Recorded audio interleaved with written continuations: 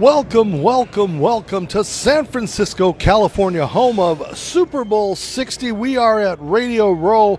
It's the calm before the storm as these guys are putting together the final touches, building sets, and getting everything ready for an amazing week with stars, celebrities, players, a who's who of everything at Super Bowl 60. Hi everybody, Dave Stevens here, coming to you from our set for the Dave Stevens Show. Thanks to Your Home TV, the Disability Channel, the Mark Network, and all the people that we have brought. We've got a great week ahead of you. Everybody's starting to come to town. My peeps are getting to town. The players are coming to town. In fact, Troy Geary is out at the airport where both teams have arrived, and Troy is going to be giving us all kinds of updates throughout the week and interviews as we format the new Dave Stevens Show. So, Troy, tell us what's going on out there at the airport. Thanks, Dave. Back here at the San Jose International Airport where the Patriots plane just landed. And it was fun to watch them come in. They look excited, ready to go here. And they want to change that paint scheme behind me from 6-time Super Bowl champions to 7. We'll have the Seattle Seahawks here in about 45 minutes, Dave, and I'll have all those videos that you'll see from the Patriots' arrival as well as the Seahawks. Back to you, Dave. Thanks, Troy. You know what? I bet none of those players had any issues with their luggage, and they probably didn't have to pay for them. But it's going to be a great week, and Troy is going to be a part of this, getting interviews and doing all kinds of fun behind-the-scenes things all week long here at Super Bowl 60. I'm going to be out in the field a little more this year doing interviews, getting some of the celebrities that don't come to Radio Row and some of the events that are going on at the team hotels and the press conferences. Things start off bright and early tomorrow with the Commissioner's press conference in the afternoon, and then, of course, it's opening night on Monday where we get access to all the players.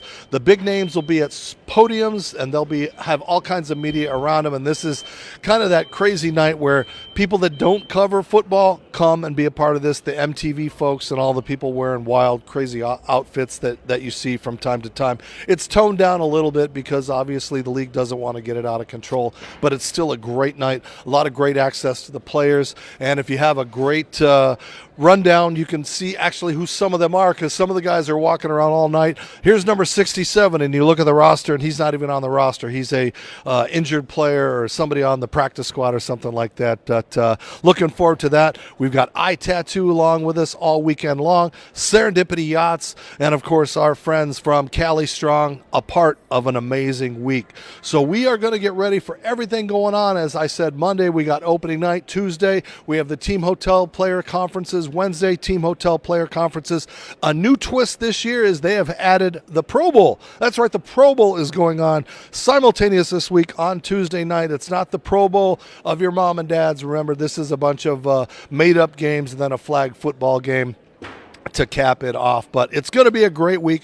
A lot of parties, a lot of festivities, and we're going to try to give you coverage that you won't see on all the big names. And again, telling stories of things that they've overcome, who their mentors are, and the things that inspired them. Well, I'm inspired to have a great week, and I am so excited. If you could tell people to follow the new Dave Stevens Show on Your Home TV, on the Disability Channel, and of course, all of the social media platforms like LinkedIn and YouTube and Facebook and where you will find them.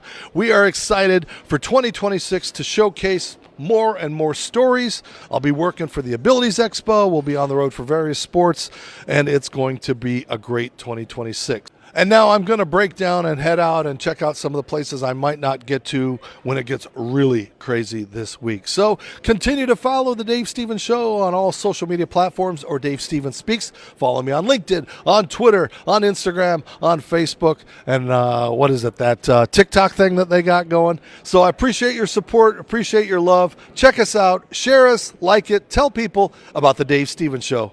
We'll see you soon. Serendipity Yacht Cruises and Events wants you to come party with us. We're bringing the fun to the Houston Bay Area. Stay tuned for all of our incredible events throughout the year, featuring amazing food and drinks, live entertainment, special guests, and so much more. Fun, new, different. Serendipity Yacht Cruises and Events is where you want to be. So come party with us. It's more than a yacht. It's serendipity. Hi again, everybody. Dave Stevens here for iTattoo. You know, as Christopher Martin and I have traveled across the country, we've been talking to baseball players who have body art. Now, people think that body art can be shameful, but these guys have some amazing stories, some beautiful art designs on their arms, and we had a chance to talk to a few of them at the Baseball All-Star Game in Atlanta this year. Javi, you've got some great body art. Just tell me a little bit about what's behind some of these on your arm. A lot of pain, honestly. I'll start here. This is just like for my friend group.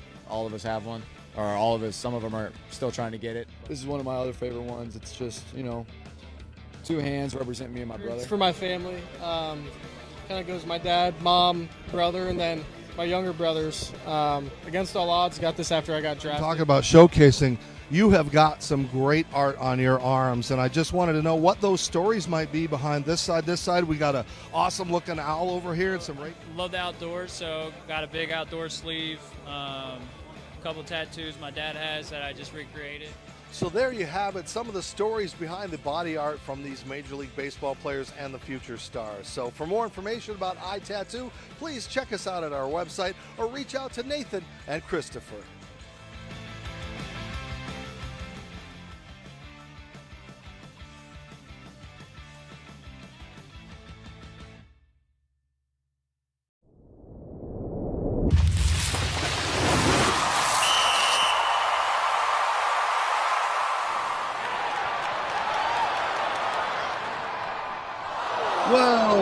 Well, good morning, everybody, and welcome as you take a look at Radio Row this early morning. And yeah, it's real early. It's 7 a.m. out here, East Coast guys. Yeah, you've been up all day, but you can tell not a lot going on. It's a very slow Monday as the teams arrived here in San Francisco last night. The Patriots got in first, and then the Seattle Seahawks came right after, and that's where we are today. I am Dave Stevens, just working out the bugs, trying to get things rolling here. And since this is a live show and we're testing things out, I couldn't be here without my friend from the Disability Channel. And let's go up north, up there to Canada, to Jay Stoyan up there running the Disability Channel. Jay, I'm sorry that the Bills aren't in it. It's like one of those things where every year you think it's going to be their year, but it should be a heck of a game. So what's going up in the border? Well, thanks, Dave. Thank you very much for having us on the Disability Channel. Another year at Super Bowl. Yeah, too bad about Josh. I mean, this was his year, was it not? Like, no Patrick Mahomes. The Western Conference wasn't that strong, except for Seattle. Oh, my goodness. But, yeah, too bad for Josh. He had his opportunity. He fumbled that ball. Well, we got to talk about the game this week and what might have been, I guess, for the Bills. And, again, a lot of these teams like the Chiefs and everything. And passing of the torch if Seattle wins, or it's a repassing of the torch if the Patriots there. And again, there's a lot of Patriot haters from all those years of Belichick and Brady, but the Vrabel's got a whole new team. It's a whole different atmosphere up there, and it should be a good game. I find it really refreshing that Drake May and the New England Patriots are back in the Super Bowl. Like, it's a whole new team. Like you said, a whole new roster, new coach, just the owner's the same. But other than that, does New England really need to be in the news anymore, considering Bill Belichick fiasco? Like, what'd you think about that, Dave? Yeah, I mean, as much as we hated him, that would be like not voting Babe Ruth into the Hall of Fame his first year of eligibility. I mean, Bill Belichick won 6 Super Bowls. I think they were in, 11 or 12. You may not like him. You may have thought they cheated a bit, which they were accused of and did, pay the consequences for. But much like all records in sports, Pete Rose should have been in the Hall of Fame. Bill Belichick is a first ballot Hall of Famer. And when you hear all of those critics that didn't like him come out in support of him, I kind of wish that they would find out who the voters were that didn't vote for him in the first time and expose them, because it's probably these old guys that carry a grudge that one time he said something nasty to him or something like that. Again, you can't go in on your merits of your personality, but you should go in on the merits of what you did as a coach, going down as arguably the greatest head coach in wins and success in the history of the NFL. Yeah, it's pretty shameful. And so where does that put Tom Brady now? Like, obviously he's going to be eligible as first ballot, but I mean, if yeah, if you don't bring in Bill, do you bring in Tom?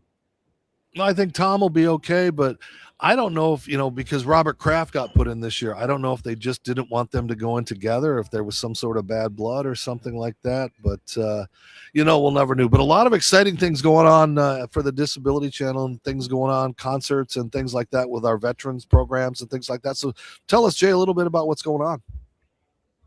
Yeah, it's a really interesting time for the Disability Channel as we're constantly expanding. We're getting a lot more interest from the USA, so much so that we're kind of, I want to say a little bit of a transition as I'm handing over the reins a little bit more to our associates, as I have a couple of things on the go right now, including a US podcast, which you're going to be a guest on tomorrow, called the Honest John podcast. So I have so many great people that have supported the channel over you, Dave. Like, you're one of the pillars. You're very integral.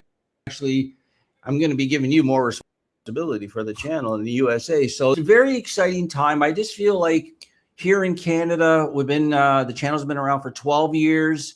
We've reached out. We've helped and employ more than, I believe, 250 people part-time and full-time, focusing on persons with disabilities and veterans. And now we're really big into the veteran world. And obviously, United States has so many more veterans than up here in Canada. So we're very excited, very thrilled with our new friends, our new associates at RGM News. That's where you can check my podcast, the Honest John podcast, every day, Monday to Friday, 12 to 1 p.m. We talk about everything. We don't take sides. Just share your opinion, respect your opinion, be polite, be kind. You're actually coming on tomorrow, so we're going to talk some sports.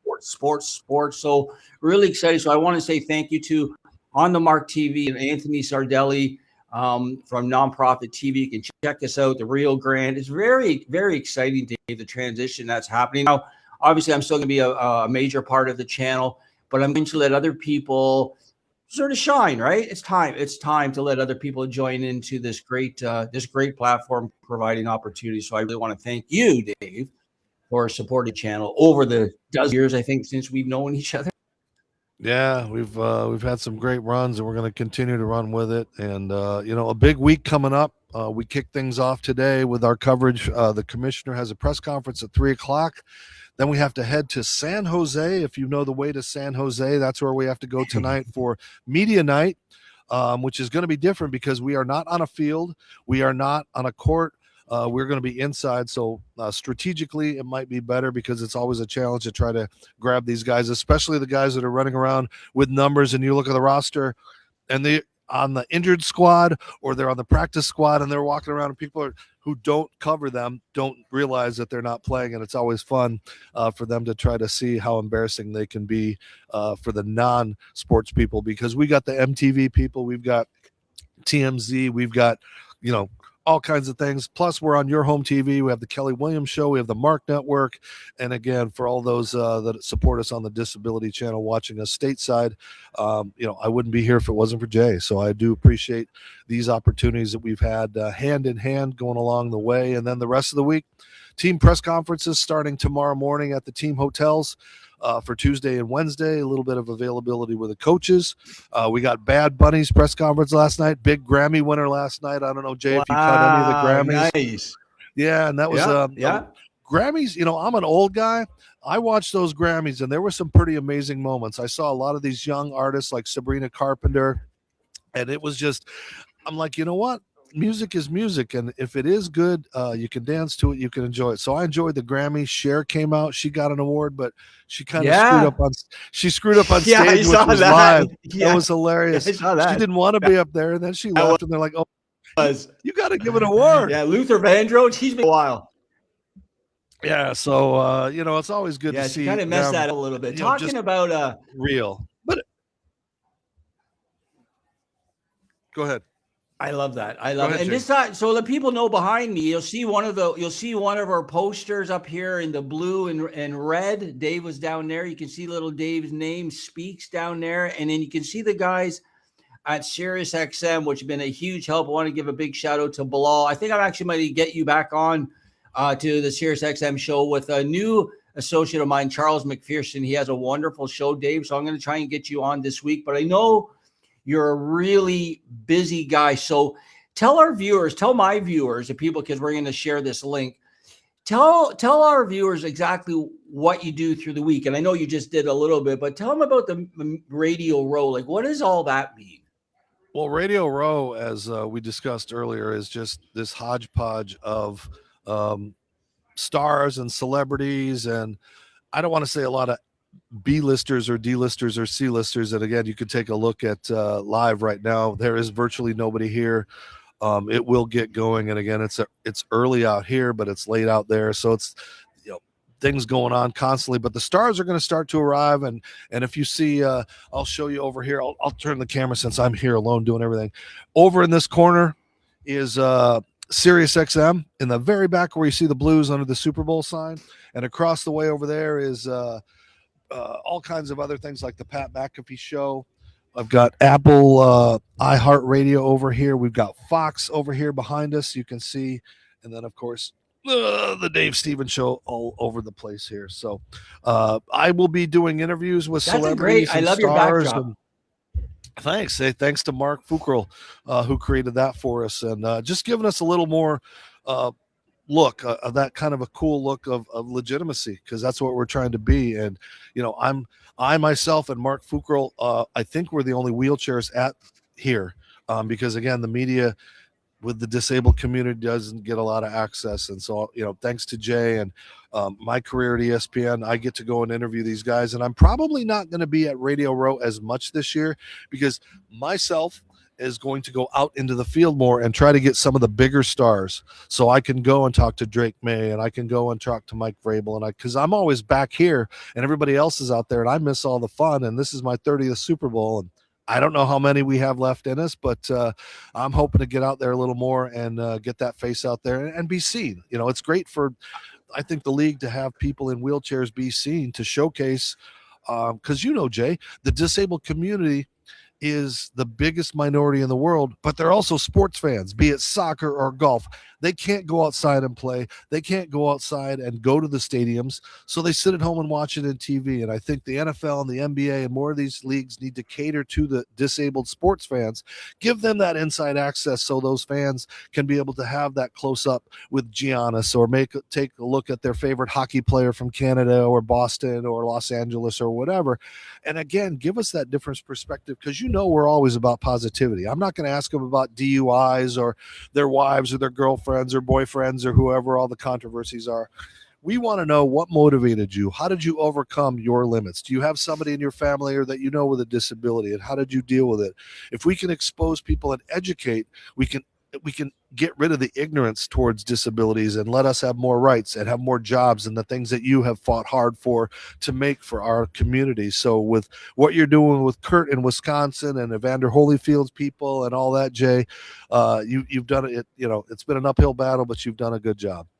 Well, I just want to add to that, thank you so much, Dave, for saying that. But, I want to give a big shout out to Your Home TV. Like, those guys have been great for the channel. I'm actually dealing with some people out in Cleveland now, in Las Vegas. So there's a lot of media outlets now that are aware of the channel. They love what we do. They want to support what we do. And with a guy like Dave, and I feel completely underdressed. Like, Dave's got a beautiful shirt. I still have my production sweater on as I'm just getting ready to go on camera. Just to give a big shout out to White's. White's is one of the biggest Canada's, maybe one of the world's biggest production companies, owned by the Reichman family.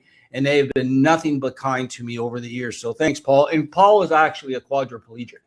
So we have a strong connection. I just wanted to show that because his family and his company has meant a lot to the channel over the years. Toronto bred. But just like you, Dave, like, you've done so much to spread the word. You're such a connector, such a professional, such a great guy on camera. And you always call me, like, because you go from Abilities Expo to Major League Baseball to the NHL games, and you always calling me and saying, okay, Jay, we're going here, we're going there. So I just want everybody to know that Dave is the official host now of Press Box, our sports show on the Disability Channel.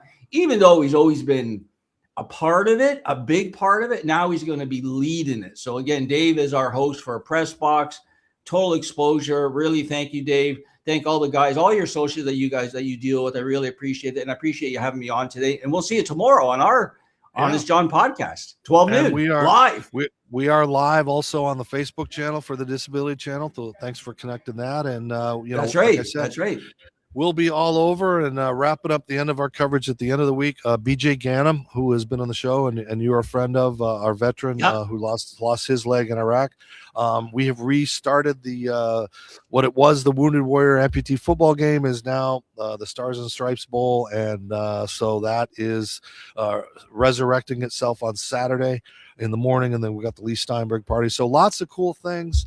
Lots of fun stuff, Jay. I'll keep checking in with you all week. I'm going to wrap up here, pay a few bills. We got Kelly Williams and her crew has just arrived through the headaches of trying to get through the streets of San Francisco, which was a TV show in the 70s, a Quinn Martin production. I don't know if you remember the Streets of San Francisco.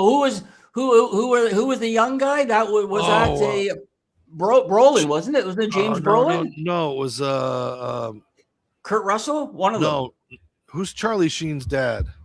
Oh, Michael Sheen? Douglas. It was Michael Douglas. Was it Michael Douglas? Michael Douglas was the young guy, and it was the old guy with the big nose. And not Welby. Remember, not Dr. Welby. Dr. Welby. Yeah, Dr. Dr. Welby. All right. Our young viewers are going, who the hell are they talking about? So I'm going to let Jay go. We'll pay a couple of bills. This is Dave Stevens coming to you from Radio Row, kicking off things on day one. Continue to follow us on all social media platforms. And again, we can't appreciate the fans, the friendship, the love that everybody has for not only the Disability Channel, but for everything that we do. So I'm Dave Stevens. I'm going to kick it off to our sponsors. We'll see you next time on Radio Row. This has been the Dave Stevens Show. Serendipity Yacht Cruises and Events wants you to come party with us. We're bringing the fun to the Houston Bay Area. Stay tuned for all of our incredible events throughout the year, featuring amazing food and drinks, live entertainment, special guests, and so much more. Fun, new, different. Serendipity Yacht Cruises and Events is where you want to be. So come party with us. It's more than a yacht. It's serendipity. Hi again, everybody. Dave Stevens here for iTattoo. You know, as Christopher Martin and I have traveled across the country, we've been talking to baseball players who have body art. Now, people think that body art can be shameful, but these guys have some amazing stories, some beautiful art designs on their arms, and we had a chance to talk to a few of them at the Baseball All-Star Game in Atlanta this year. Javi, you've got some great body art. Just tell me a little bit about what's behind some of these on your arm. A lot of pain, honestly. I'll start here. This is just like for my friend group. All of us have one. Or all of us, some of them are still trying to get it. This is one of my other favorite ones. It's just, two hands represent me and my brother. It's for my family. Kind of goes my dad, mom, brother, and then my younger brothers. Against all odds, got this after I got drafted. Talk about showcasing. You have got some great art on your arms, and I just wanted to know what those stories might be behind this side. This side, we got an awesome-looking owl over here and some Love the outdoors, so got a big outdoor sleeve. Couple tattoos my dad has that I just recreated. So there you have it, some of the stories behind the body art from these Major League Baseball players and the future stars. So for more information about iTattoo, please check us out at our website or reach out to Nathan and Christopher.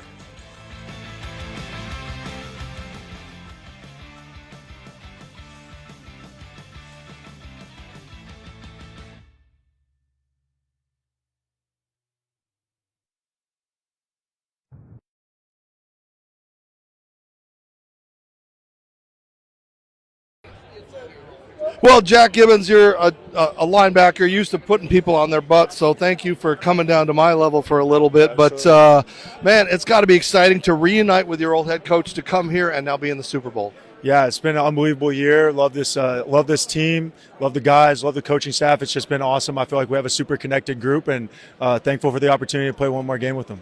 Now, how tough is it to focus this week with all of this going on? Parents, friends, family need tickets, all that kind of stuff, but there is a job to do. Yeah, absolutely. There's a lot going on. Just got to try to be where your feet are, take it one day at a time. And like you said, we're here for a reason, and that's to go try to win a Super Bowl. So that's definitely the main focus. Now, you've played with Coach Rabel, under Coach Rabel, and you've now here. Is there any kind of difference in his coaching style up here, or is it just as hard knocks as he was? Man, I feel like he's the same guy that he is. He's going to hold people to a high standard, but also he cares about the players on a personal level. And so he's able to relate to us, and then that allows him to hold us accountable, hold us to that high standard, and I think that's super cool, and it's a perfect blend. And Jack, it's got to be fun because, again, they always talk about the Bradys, the Gronks, that legacy, but you guys have this opportunity to start your own. Yeah, absolutely. It's super cool to play for an organization that has so much rich history, so many amazing players, so many great moments, Super Bowls. But like you said, we're trying to start something new and establish ourselves and build on that legacy and get this team kind of cemented in that as well. So that's cool. You talk about legacy. I leave my legacy, but what would be your dream moment of the Super Bowl? Would it be on special teams, on defense? Do you have that scenario that I'd love to do that in front of millions? Man, just hosting the trophy with the guys and celebrating a win. That'd be awesome. All right, brother. Good luck this week. Absolutely. Thank you for your time. No, I'm good.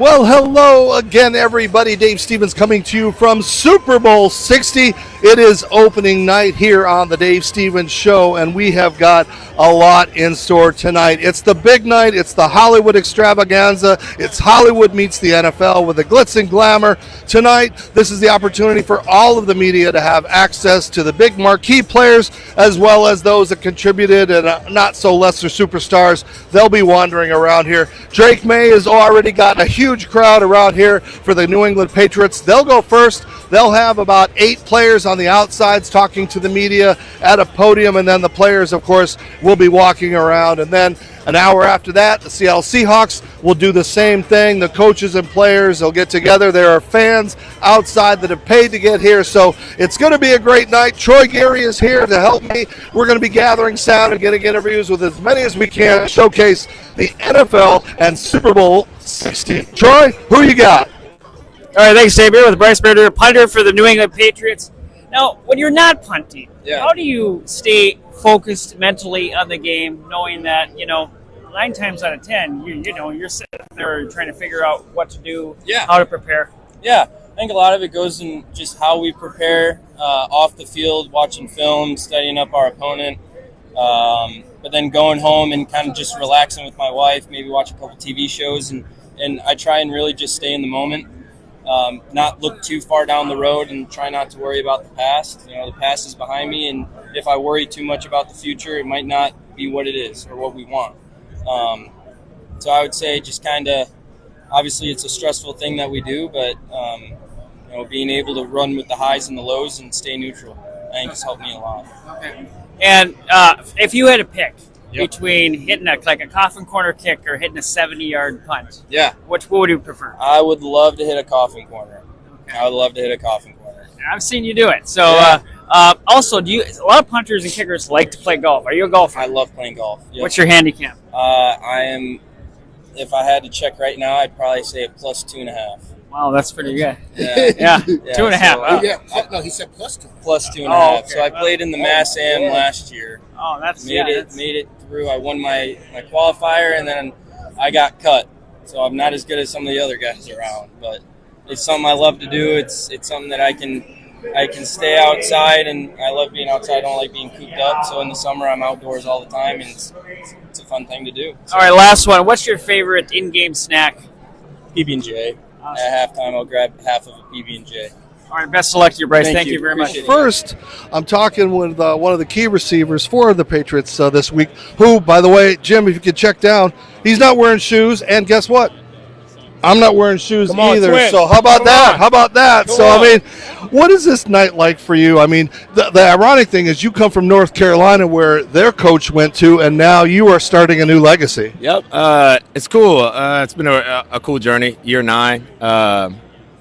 As a kid, obviously you dream of it. But yeah, it's been a real cool journey for sure. Do you guys feel like you're living in this weird shadows of the past and nobody's giving you the credit for the team you guys are now? I don't really know. I don't have TV at the house. I don't really care about any of that stuff. And this is only my first year here, so I can't really live in anybody's shadow because I don't really know what was going on before.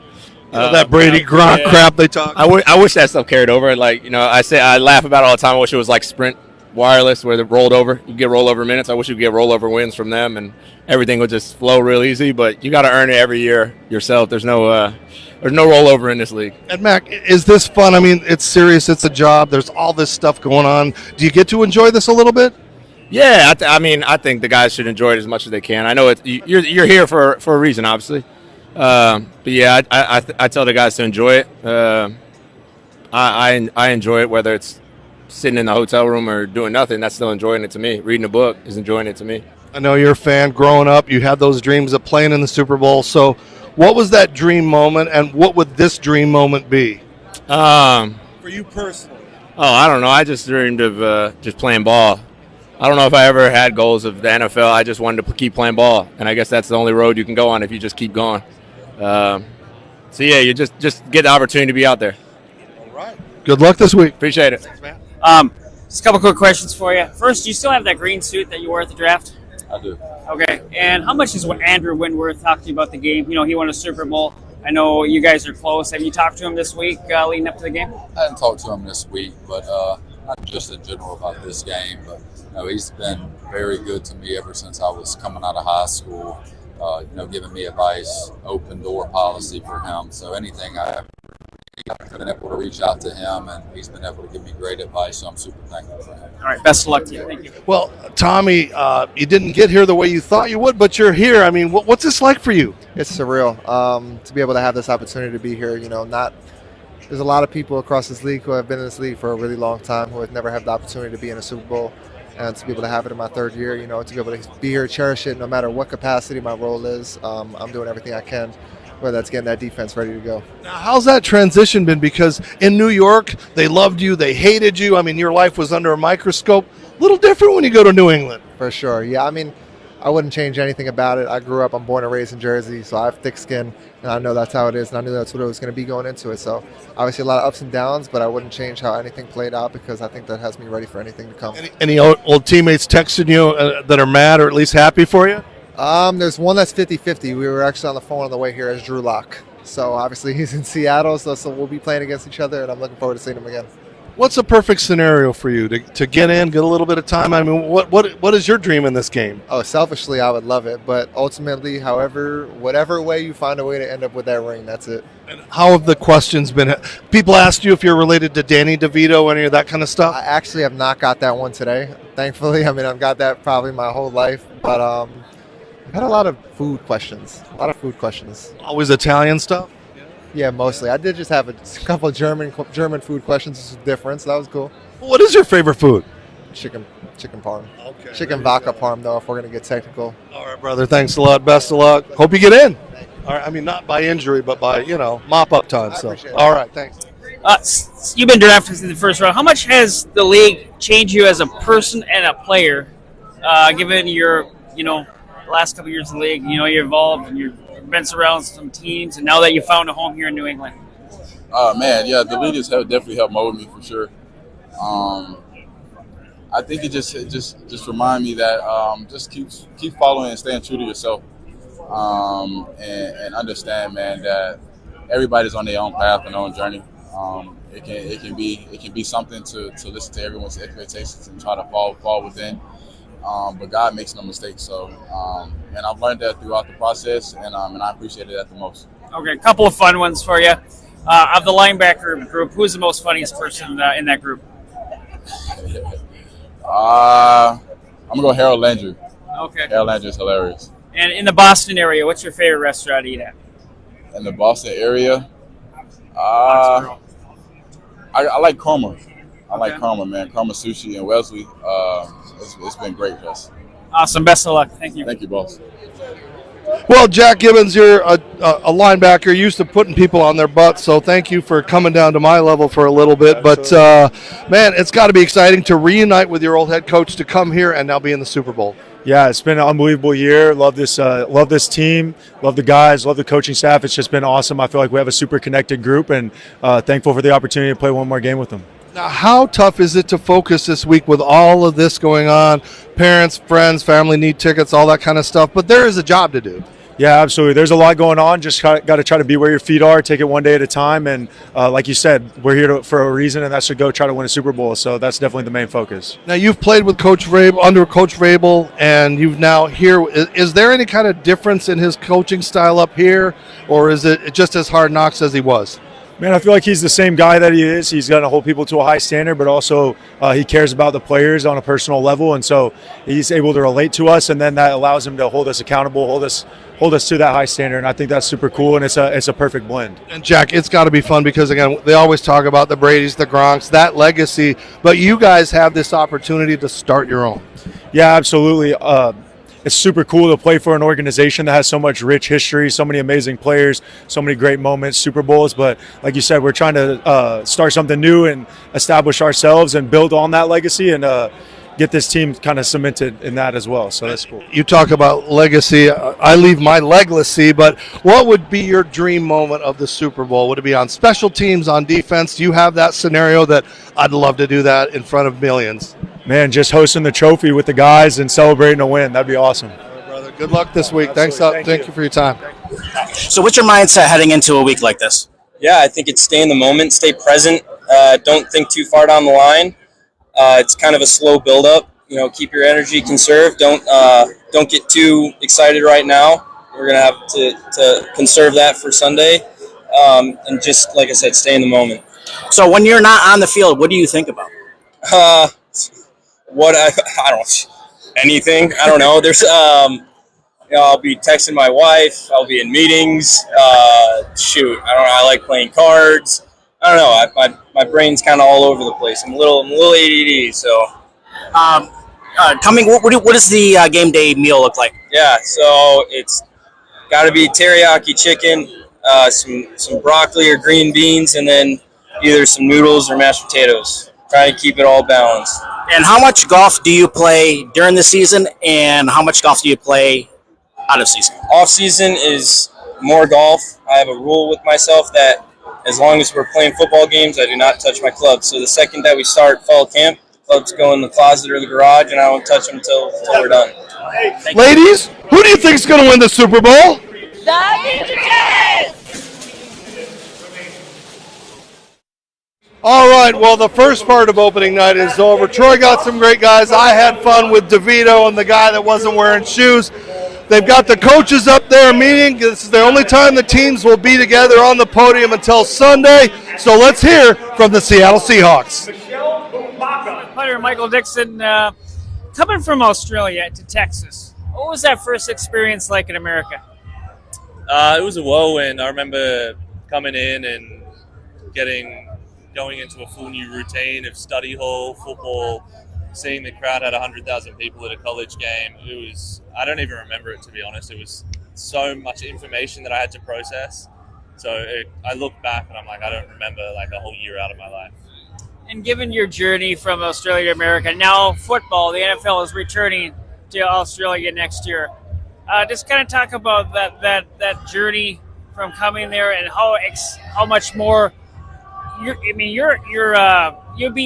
in the NFL and you're having success. Kind of shine the light to kind of help that. I mean, I think you're part of that. Yeah, I mean, it'd be a dream come true. I keep telling everyone, like, whoever can make it happen, because I feel like we deserve to play in Australia. Yeah, we deserve it. And usually golfers or kickers and punters are golfers. Are you a golfer? I'm not, but I know when I retire, I'm definitely going to get hooked. I've been putting it off. I don't own a set of clubs or anything, but I know once I do, I'm going to be addicted. So I'm just like trying to push it as far away as I can. Okay, and one more question for you. If you could kick a punt 75 yards or pin one inside the 10, which one's your 10.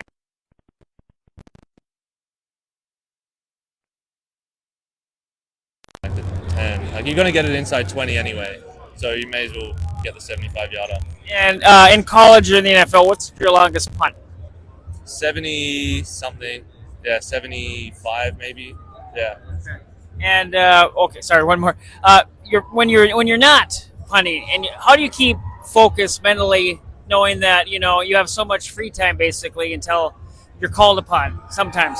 Yeah, so you take when they have the ball, you sit down and you do just things to keep physically ready. And then when we have the ball, I get up and I go through my whole process and warm up in the net. It takes discipline, but it's not like I'm locked in, super intensely focusing for the whole game. It's really when we have the ball, when they have the ball, you kind of dial it back a bit because you want to be primed optimally when it's your time to go. Awesome. Thank you. Best of luck to you. Thank you. All right, Ty, coming into this season, it kind of practice squad and back and forth. You've had a solid season this year. It's got to be pretty rewarding, and now here you are. No, I really appreciate you saying that, and it's a blessing to be here with an amazing group of guys. Our team is just so tight knit, and so it's such a blessing to be here with these guys. Did you think about this as a kid in the youth football and all that, of ever getting to the Super Bowl, and what was that dream? No doubt. I think every little kid, growing up, when you first put the helmet on, you watch the Super Bowls on TV, and you just think about how amazing it would be to be in that moment. And now that I'm here, I just feel extremely blessed and thankful to be here.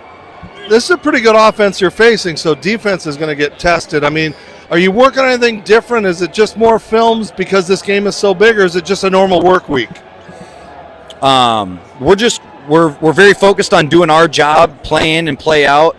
Things are going to happen throughout the game. Being able to recenter as a group and focus up, it'll be a great matchup, and I'm looking forward to it. And how do you stay focused with all of this going on and people wanting tickets and friends you haven't heard of for a million years? I mean, how tough is that? Because you haven't had to experience this. I mean, shout out to my beautiful fiance, Anna. She, I gave her the reins on that, and she's been able to take care of everything, and so shout out to her. All right, thanks. Best of luck to you, man. Appreciate it. Hey, Gray. How you doing? How we doing? Good. Being from South Dakota, Midwestern guy, how much of at back home are you going to have watch parties or all kinds of stuff going on? I'm from Minnesota, so I know how Midwest people love to support their hometown guys. Cross my fingers. There's not a lot of Patriots fans in the Midwest, but we got a lot of Seahawks cheering on Sunday. Okay, and also one more thing. Growing up, did you think first year, rookie going to be in the Super Bowl, first round pick? Could you dream a better scenario? No, I think this is one of the coolest things ever. Let alone be in the NFL, but year one going to a Super Bowl and playing on stage like this is just one-on-one. What a dream come true. And there's a lot of people in our building, around me, in my corner that have made this possible. So a lot of thanks have to be given to be able to sit where I'm sitting today. All right, thank you. Well, it's exciting to talk to because I'm a Vikings fan, and I know you had such a wonderful time as a coach in Minnesota, but you're here at the Super Bowl. It's been 40 years since you were here as a player, so is it different now as a coach? Oh, yeah, a lot different. This is the second time as a coach. I was with the Indianapolis Colts. I think it was with Coach Dungy.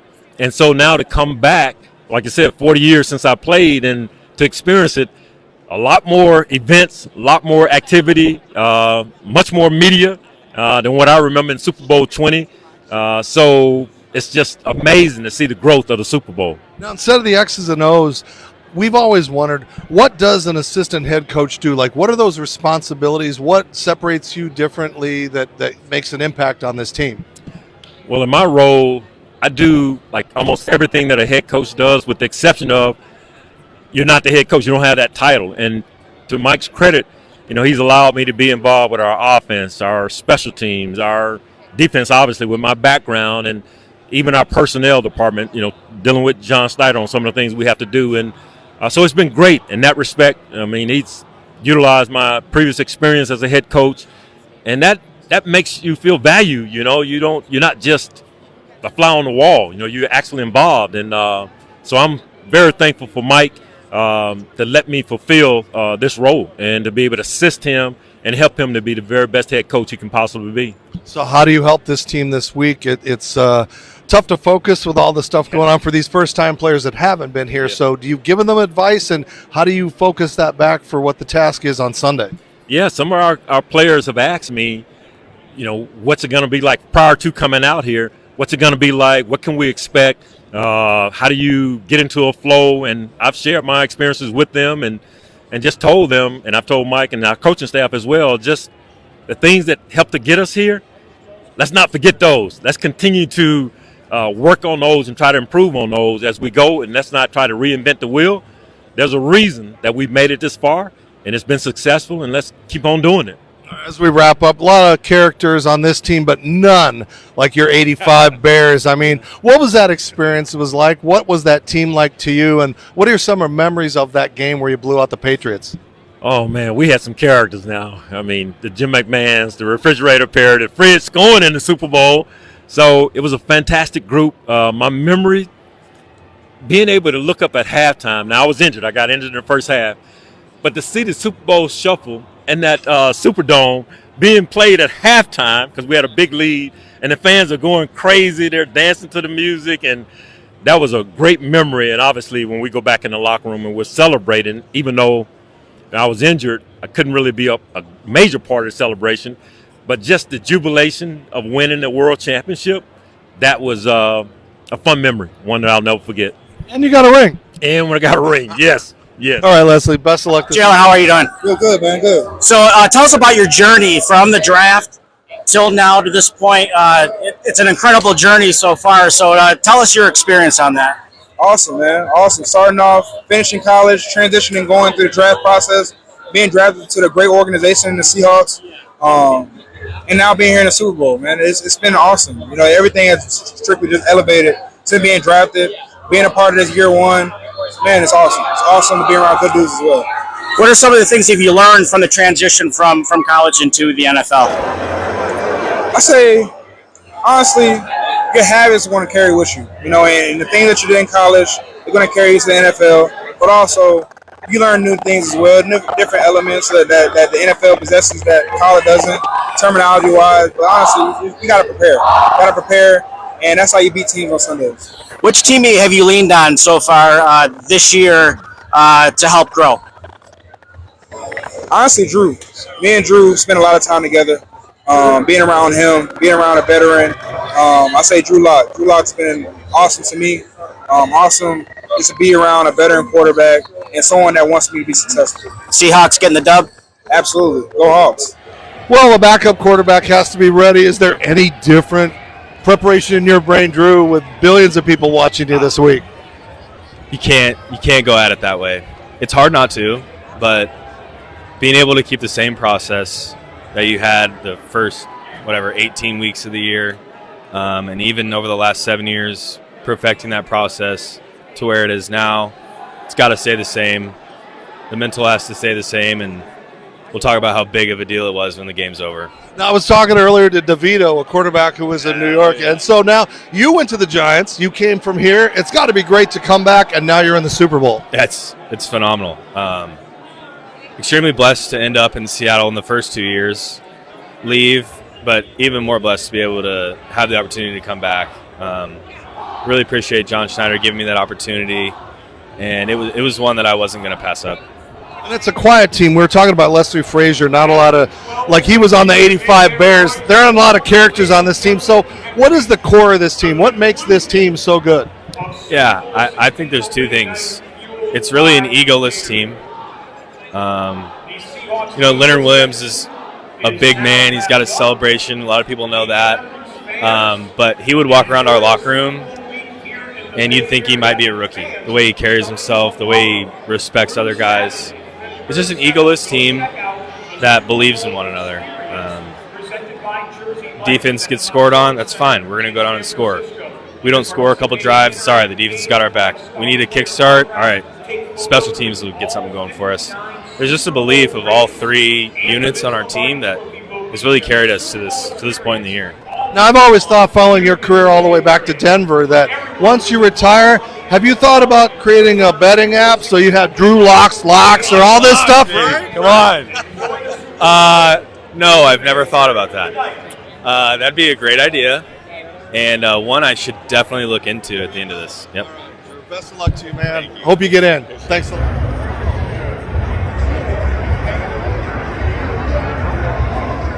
All right, so that wraps up a long, long day. I am back on the bus. We are heading back to San Francisco, another hour drive. Started at 6 a.m. It's already 9 o'clock.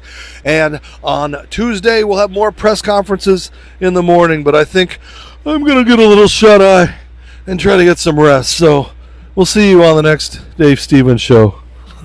Good night. Serendipity Yacht Cruises and Events wants you to come party with us. We're bringing the fun to the Houston Bay Area. Stay tuned for all of our incredible events throughout the year, featuring amazing food and drinks, live entertainment, special guests, and so much more. Fun, new, different. Serendipity Yacht Cruises and Events is where you want to be. So come party with us. It's more than a yacht. It's serendipity. Hi again, everybody. Dave Stevens here for iTattoo. You know, as Christopher Martin and I have traveled across the country, we've been talking to baseball players who have body art. Now, people think that body art can be shameful, but these guys have some amazing stories, some beautiful art designs on their arms, and we had a chance to talk to a few of them at the Baseball All-Star Game in Atlanta this year. Javi, you've got some great body art. Just tell me a little bit about what's behind some of these on your arm. A lot of pain, honestly.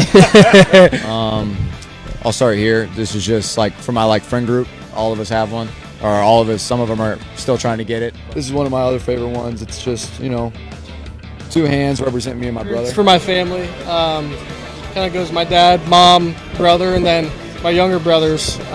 Against all odds, got this after I got drafted. Talk about showcasing.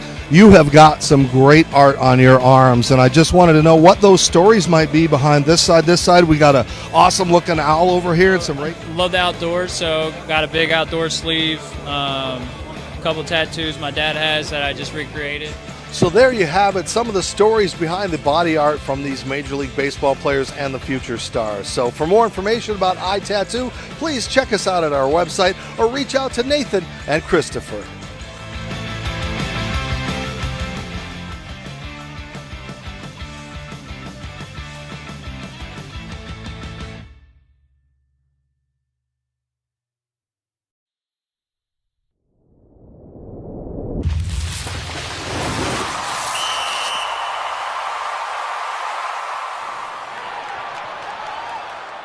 All right, it's always great to be on Radio Row and see some of the NFL legends that are walking around. This guy looks like you could just get up and play for your former Seattle Seahawks team in the Super Bowl. But Robert Gallery is here today. Such a great cause representing DAV in this amazing kind of rebrand of our Wounded Warrior football game that I used to do with BJ Ganem, and it was such a success, and now you guys have resurrected it.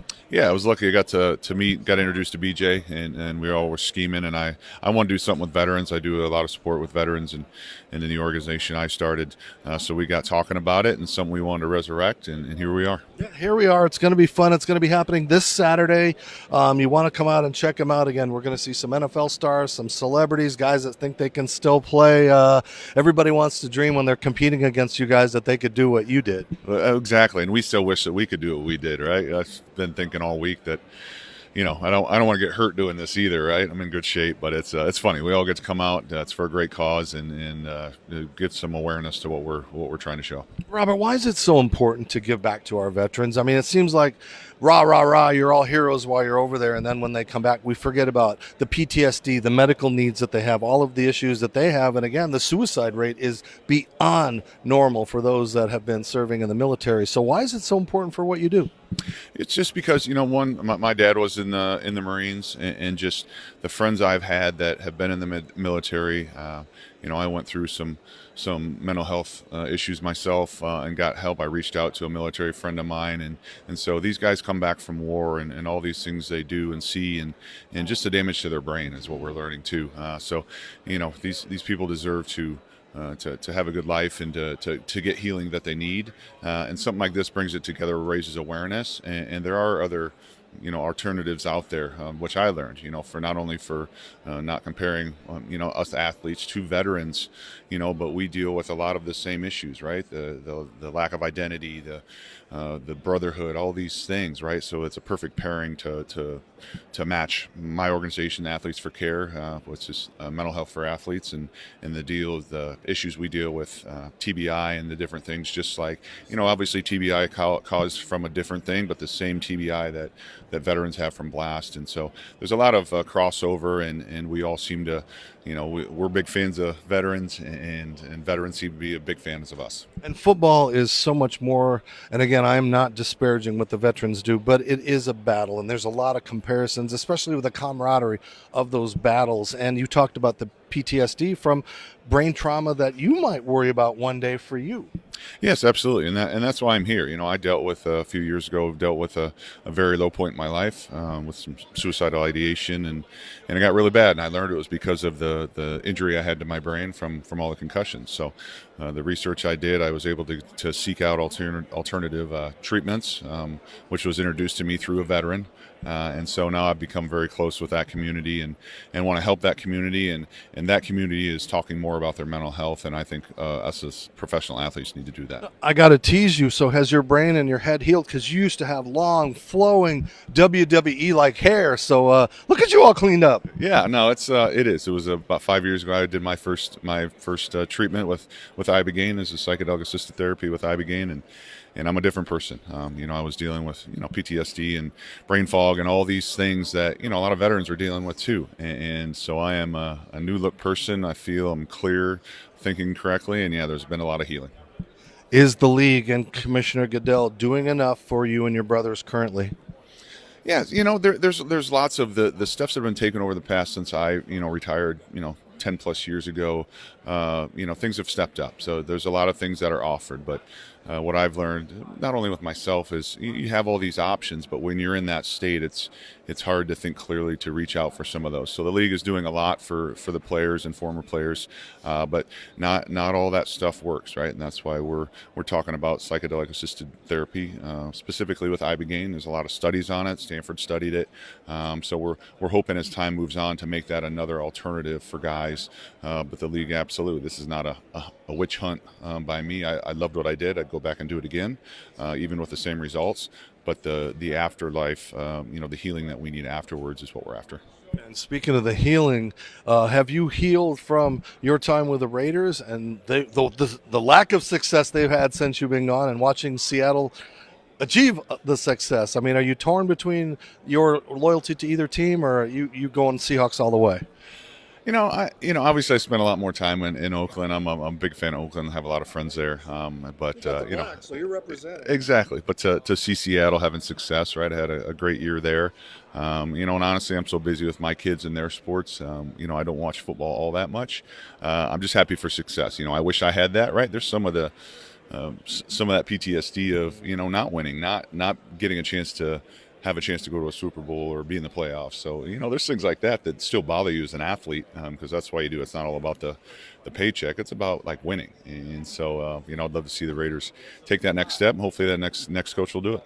And as you look at the changes in the NFL, some good, some bad, are there things that you would like to have seen from the old days, or is the league trying to keep those players around for a little bit to make a little more money?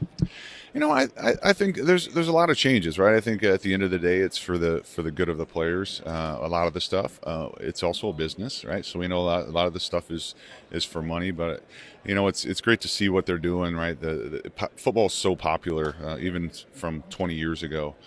So they're doing everything they can to take advantage of that, and it's just guys, like me, want to play as long as I could. I do it all over again. Some of the safety stuff may have helped me not go through what I went through, but it's also the mentality I have and had when I was playing. Well, Robert, this game Saturday is going to be fun. It's probably going to be my last ever game. My shoulders are destroyed, and I'll make a token appearance. But are these fun for you as far as coming out? Do you have anything to prove at your age?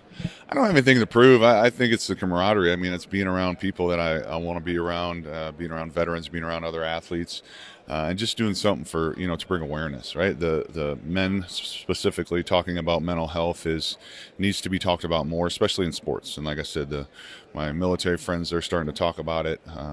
And so we as athletes need to talk about it, because it's okay to say you're struggling, and there's help. So it'll be a lot of fun. Get out and run around a little bit. I'm not going to crank it up too much, but it'll be fun to be out in the field. And Robert, you talk about the struggles that the veterans go through and much of your parallel lives. When you were at your lowest point, what did you do that it might be different than because it's so macho to I'm a man, I don't cry, nothing bothers my brain. But when you realize that you're at that lowest point, we're talking about taking the biggest step you could take. How do you rebound from that? How do you recover? I think I had the right people around me. I had a wife and a family that cared for me and stuck with me through it, no matter how bad I was. I had friends that when I finally reached out, which took a very long time, they answered the call and they helped me and didn't judge me. And then once I started talking about it, it's okay to say, hey, yeah, I almost took my life. And there's nothing cowardly about that. The fact that you talk about it and want to be better, that's the biggest step. But you guys as NFL players 10 years ago, we weren't talking about that. It was like, suck it up, put your helmet on, go play. There were no protocols. They didn't take you out of a game. Somebody wasn't looking at you. So, I hope that those changes are going to be for the better, not only for you, but for the guys that are going to walk in your shoes. Absolutely. And I think, we're all evolving and people are talking about it more. And yeah, absolutely. I hid it from my wife for a very long time, all my friends. And because I was too macho to say I'm struggling and I have issues and things are going on with my brain that I don't understand. But, hopefully times are changing. That's why we're here to bring awareness and hey, it's okay to talk about this. I'm not, it's not something you're proud of, but I'm proud that I'm talking about it and bringing awareness to others. Well, it's such a great thing put on by the Disabled American Veterans. I'm not a veteran, but my dad served in World War II, so I'm a half-brother to these guys. But the game is this week. It's at Cappuccino High School. That's not a coffee. It's a high school in San Bruno, California. Gates are going to open at 10 a.m. You get to hang out with these guys, take some pictures, get some autographs, or tell them how much of a Raider hater that you were from back in the day. Kickoff is at 12:30. Tickets are free, and you can register at DAV Bowl, not Dave Bowl, but davbowl.org. And what do you want people to come away from this game this weekend? Just the awareness to come out and see, these veterans, these disabled veterans that are out there, having fun, doing things that maybe people don't think they do, how they've come back and retransitioned into normal life after their service, and just raising awareness of all these things, right? The physical and the mental help that all these guys can get, and what DAV has done for these guys, right? They serve 1 million people a year, free of charge, and so that organization for what it's done since 1920. All right. Well, I'd be stupid to leave you without a prediction, and you can be a homer. I don't care. Who do you think is going to win, and who do you even like to watch in the game? I'm going to have to go with Seahawks, not only because I played there, but I just think they're playing good football. You can tell that team is together. So they've been exciting to watch. It's a fun brand of football, but you never know, right? It's the last one of the year, but I'm rooting for the Seahawks. All right, and you hated playing against him, but are you kind of rooting for Tom Brady to turn around that organization for the Raiders? Absolutely. No, I want to see them have success. All of us Raiders do. So hopefully this is a year. Hopefully Tom gets the right people in there or helps, and hopefully the Raiders are back up on top.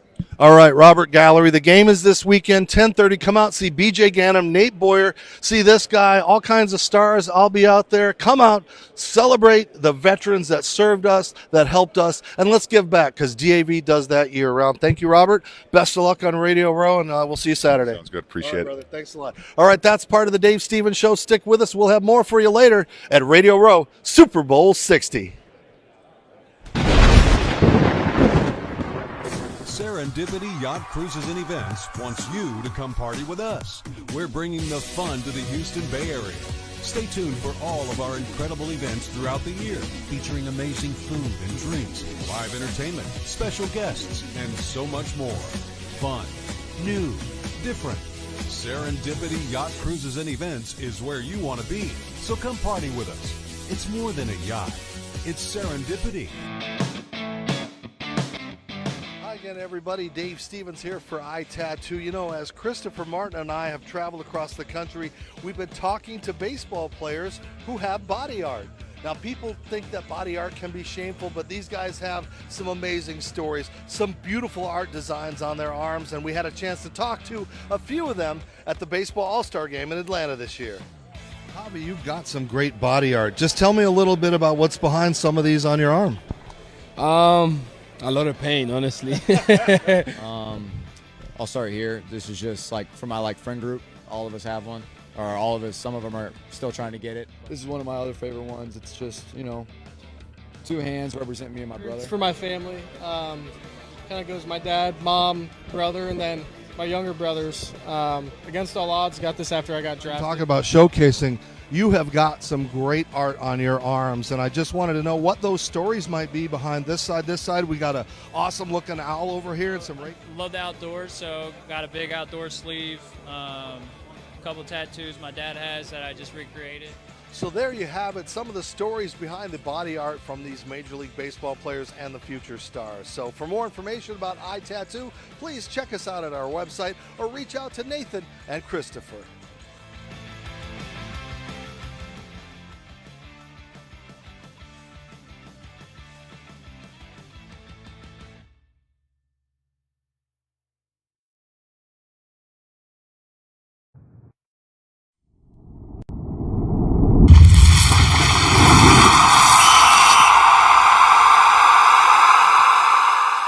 Well, it's a mini episode of the Dave Stevens Show. In fact, we're trying to go up and down. Why am I doing that? Well, because we are crowded in here to meet and greet the NBC broadcasters for the Super Bowl. That's right. They brought everybody in here.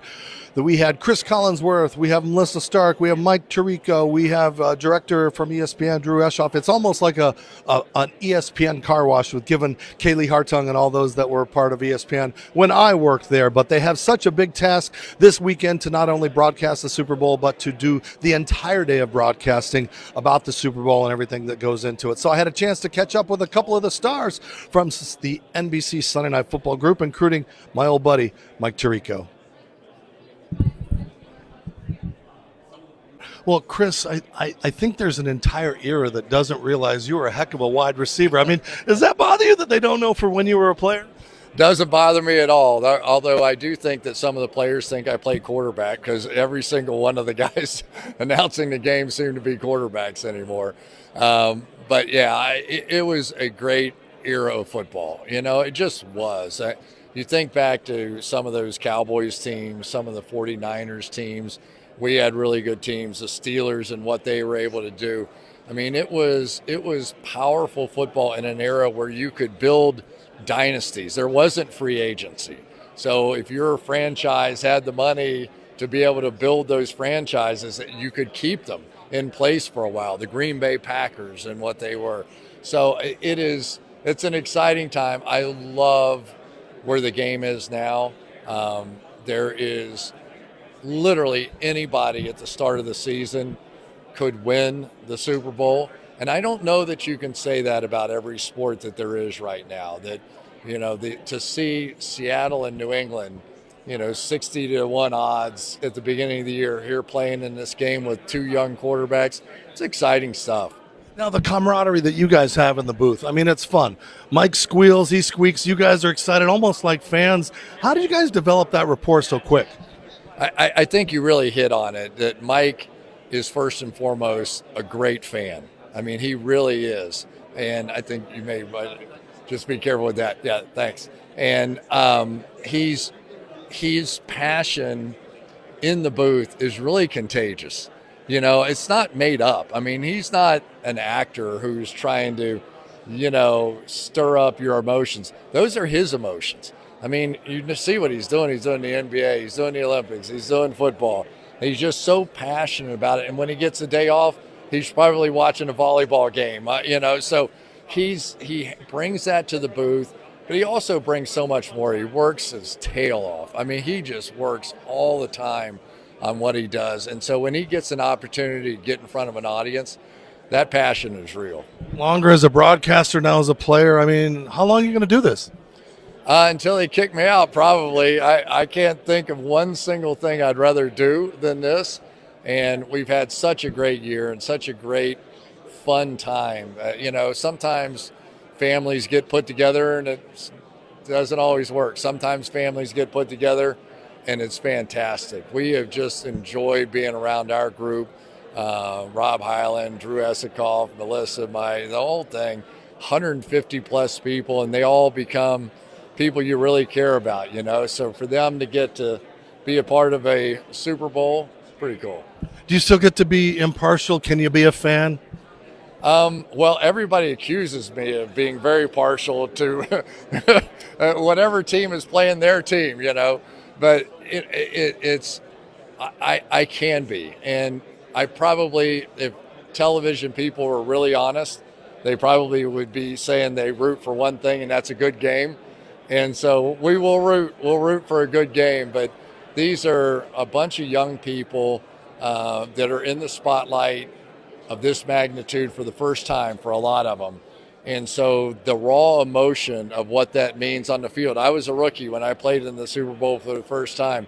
So I'm gonna be able to understand it. I've been there. I know what that feeling is like, walking out of that locker room and going, we're getting ready to do the Super Bowl here. This is pretty cool. Well, it feels like I'm at an ESPN car wash. I'm looking at Mike. I'm looking at you, Matt, Barry. It is so great to see you, So nice to see you, too. It's been a long time. We started out as kids at ESPN, and you don't call, you don't write. I mean, I've been so proud of watching you grow and what you do. How much of that has been an influence in your life as far as the role model you become for female and male journalists? My time at ESPN, it's funny because there's all these women here today asking me what advice I would give or how you, and it's funny because what I learned at ESPN, they had someone working with the talent, and she said the biggest thing is you've got to get that aha piece of information or that golden nugget, that one thing that nobody else has, and that is constantly what drives me.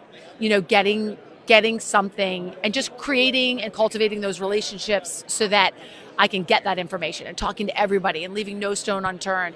The one thing about this job is you can never have too much information or talk to too many people. So it's it's endless and it's tiresome, but it's an incredible place to be. And I'm so happy that I started out there. Do you have to do your homework a little differently for a big game like this? I mean, is there anything that drives you or pushes you that you're like, I really need to, you got billions of people watching you? Well, we treat every Sunday Night Football game kind of like a mini Super Bowl. And we bring I talk to so many players in addition to the regular production meetings that we do after practice with the quarterback and a star offensive and defensive player and the coaches. So I don't know how much I'm going to get on in the Super Bowl. I would love, my whole thing is I can bring a ton of storylines in. Who knows, because the game breaks out and how are you going to tell a human interest story or something like that. But to get observations on the sideline of, whatever Stephon Diggs is saying to Drake May or how he's calming down after an interception or what Vrabel's doing because he's been here and done it. So, the whole thing is just to bring the viewer to feel like they're on the sideline with me. And if I've done that, I feel like I've done my job.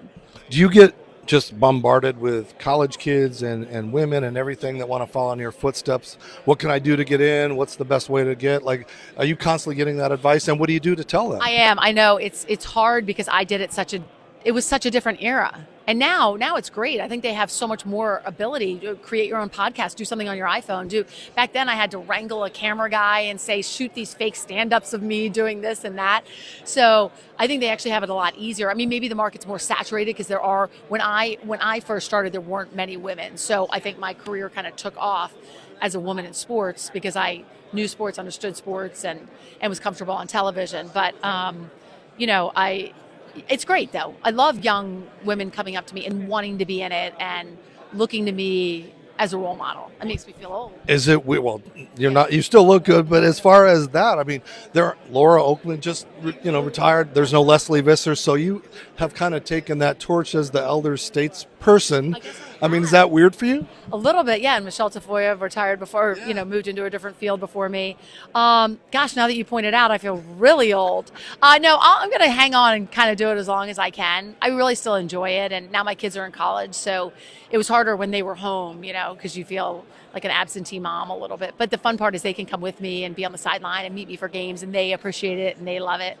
But I'm going to hang on for as long as I can. Do you still get butterflies? Definitely. Only before like the first, once it's almost like a player, like that first hit of the game or something like that. But I think if you didn't, you might not, maybe it means you don't care. I don't know. Something like that. Hey, I'm glad you're still here and still kicking. It's so great to see you. And again, have a great game. Thanks so much. I appreciate it, Melissa. Well, I'm so glad you're a little shorter than Collinsworth. My arms were hurting out of that. So I know that feeling too, dealing with them. So how you doing? I mean, you seem to be doing all right here. I hope I'm doing okay. We're excited for the Super Bowl, excited to be here and get ready for the game. It's such an exciting time for all of us, and I think two worthy teams, surprise teams, but very worthy teams, makes for a very fun week. When do you get to rest? You're doing basketball. I think you're heading on a flight right after the Super Bowl to the Olympics. I mean, when do you get to rest? Well, I was off all last week, so we had a nice chance to refuel last week and get ready for this run. February's busy, but we knew it was busy for the last 2 years. So just a lot of planning, a lot of preparation for it, and so glad it's here. I can stop talking about it and start doing it. Is there a difference, though, for a Super Bowl, knowing billions around the world are going to be watching you? You don't prep differently, but is there a different mindset for a Super Bowl? Well, it might be if the choice is talk about a pulling guard or talk about somebody's grandparent who was influential in their life. You may tell a personal story a little bit more often because the audience is much broader than just a regular Sunday night football game or a regular NFL game. But overall, we try to prepare the same way. If you start doing something different for the biggest event, then you're probably not doing it the right way for the smaller events. So that's my approach to it. Well, we're friends. Let me just put you on the spot. Final question. What is your favorite broadcasting moment of your career that you got to call? I mean, there's so many. Certainly, I'd say one of them is probably being the host for the Olympics. And when the Korean team in 2018 in Pyeongchang, South Korea, came in unified, North and South Korea together, which had never happened. It hasn't happened since. You can't cross the border and go one country to the next. You just realize how powerful sports can be. And for me, just to be one of the few in the stadium at that moment and share that with America and the world was pretty special. Thanks. Always great seeing you, my friend. Thanks, Thank you bud. so much. Well, there's some insight from some of the best in the business, and we will tune in on Sunday night on NBC. Check out the Super Bowl, check out my buddies, and, of course, hopefully your team wins in Super Bowl 60. I'm Dave Stevens. Continue to watch and follow us, and like The Dave Stevens Show. Serendipity Yacht Cruises and Events wants you to come party with us. We're bringing the fun to the Houston Bay Area. Stay tuned for all of our incredible events throughout the year, featuring amazing food and drinks, live entertainment, special guests, and so much more. Fun, new, different. Serendipity Yacht Cruises and Events is where you want to be. So come party with us. It's more than a yacht. It's serendipity. Hi again, everybody. Dave Stevens here for iTattoo. You know, as Christopher Martin and I have traveled across the country, we've been talking to baseball players who have body art. Now, people think that body art can be shameful, but these guys have some amazing stories, some beautiful art designs on their arms, and we had a chance to talk to a few of them at the Baseball All-Star Game in Atlanta this year. Javi, you've got some great body art. Just tell me a little bit about what's behind some of these on your arm. A lot of pain, honestly. I'll start here. This is just like for my friend group. All of us have one, or all of us. Some of them are still trying to get it. This is one of my other favorite ones. It's just, two hands represent me and my brother. It's for my family. Kind of goes my dad, mom, brother, and then my younger brothers. Against all odds, got this after I got drafted. Talk about showcasing. You have got some great art on your arms, and I just wanted to know what those stories might be behind this side. This side, we got an awesome-looking owl over here and some Love the outdoors, so got a big outdoor sleeve, a couple tattoos my dad has that I just recreated.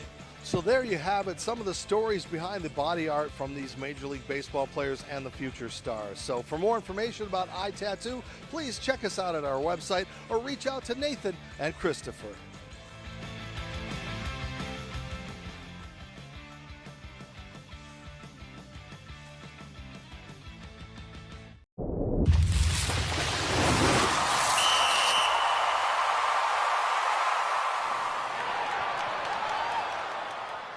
Welcome, welcome, welcome. Dave Stevens here at the Dave Stevens Show. This is the Dave Stevens Show, but I've got a soccer legend. You know, it's called football. We are here at the Super Bowl, and internationally it is football, but I am here with a Hall of Famer, a legend. I grew up watching him battle Tony Meola for spots and everything. So Casey Keller joining us. Casey, thanks for being here for a little bit on Radio Row. Yeah, nice to be here. And so you are here again. People, if you don't remember, go back and Google. This guy had so many clean sheets. I think you had the record for clean sheets. Yep. Clean sheets means it's a shutout.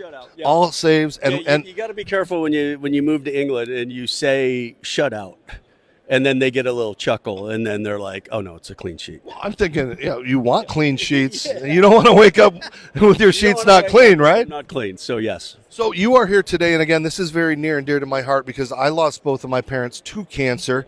You were recently, I don't know how long ago, diagnosed with non-Hodgkin's lymphoma, which is scary, but it's your battle, and you personally attacked it. Yep. So when I moved home from Europe, I played 17 years in Europe, and then I moved home in 2009 with the Seattle Sounders in MLS. I signed a 2-year contract. At the end of those 2 years, I was in my early 40s, and there's not a lot of pros playing at 40. So we kind of just decided that after that 2 years, we'd see where I was, we'd see where the club was, and then we'd kind of decide on if we were going to go forward. And things were going really well. I was feeling well. Everything was good. So we more or less agreed for a 1-year extension. But I was having a little problem with my hip at the end of the season.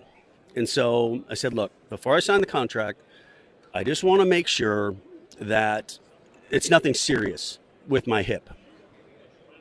So go get the MRI, finish the MRI around lunchtime. My wife and I go get something to eat, get a phone call from the team doc around 2:00. And he says, hey, just wanted to tell you, your hip looks okay. What we would expect from a 41-year-old who played 700 matches in 19 seasons. But I have a question for you. Have you had lunch yet? I said, Doc, I've had a lot of MRIs. Nobody's ever asked me if I had lunch yet afterwards. He said, well, we saw something on the MRI, and if you hadn't had lunch yet, we wanted you to go back to the hospital and have a biopsy. I said, well, I had lunch. Okay, you're scheduled for 6 a.m. tomorrow morning. You're like, oh, yeah, that's probably not good. So then waited the 3-4 days for pathology to come back and confirm that I had non-Hodgkin's. Sat down with the oncologist, and he said, look, this is my suggestion.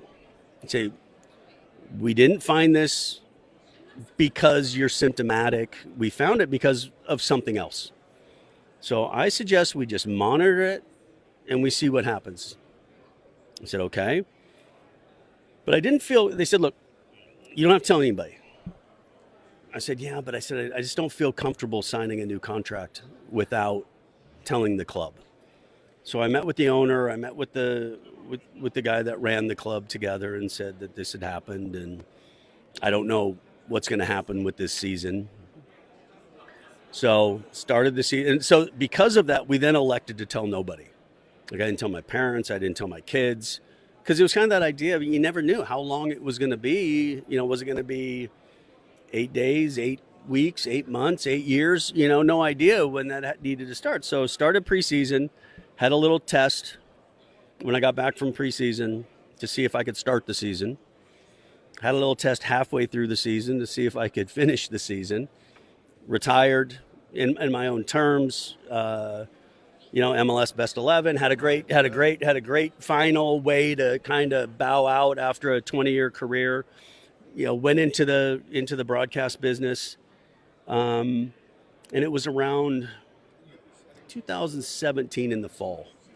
A lot of us ex-pros, when you're no longer going through the workout regimen, maybe you gain a little weight. I said, I gotta pick up the pace here a little bit. My suits are fitting a little too tight for the broadcast. Not a clean sheet. Not a clean sheet. It was so then as I started to work out a little harder, started to lose some weight, started to lose some more weight, and then just kind of went, no, this is too easy. So around February finally came in 18, came to a head where I'm getting out of the shower and my wife just shakes her head. The lymph nodes in my groin looked like they were going to come through my skin. She's like, you got to go see the doctor. I'm like, okay. So meet with the doctor, come to the conclusion, yeah, it's time to start treatment. And, what I was fully expecting to be this very simple, okay, we'll do it. Doctor's going to tell me, these are the best results he's ever seen and all this kind of stuff. And it wasn't the case. It was really, really complicated. And so I went years and in multiple treatment after multiple treatment of no success to some success to really good success halfway through the treatment to then reversing by the end of the treatment. And so then after 13 different treatments, I have a treatment called Breyanzi from Bristol Myers Squibb, and that's who I'm partnering with to spread awareness for this drug.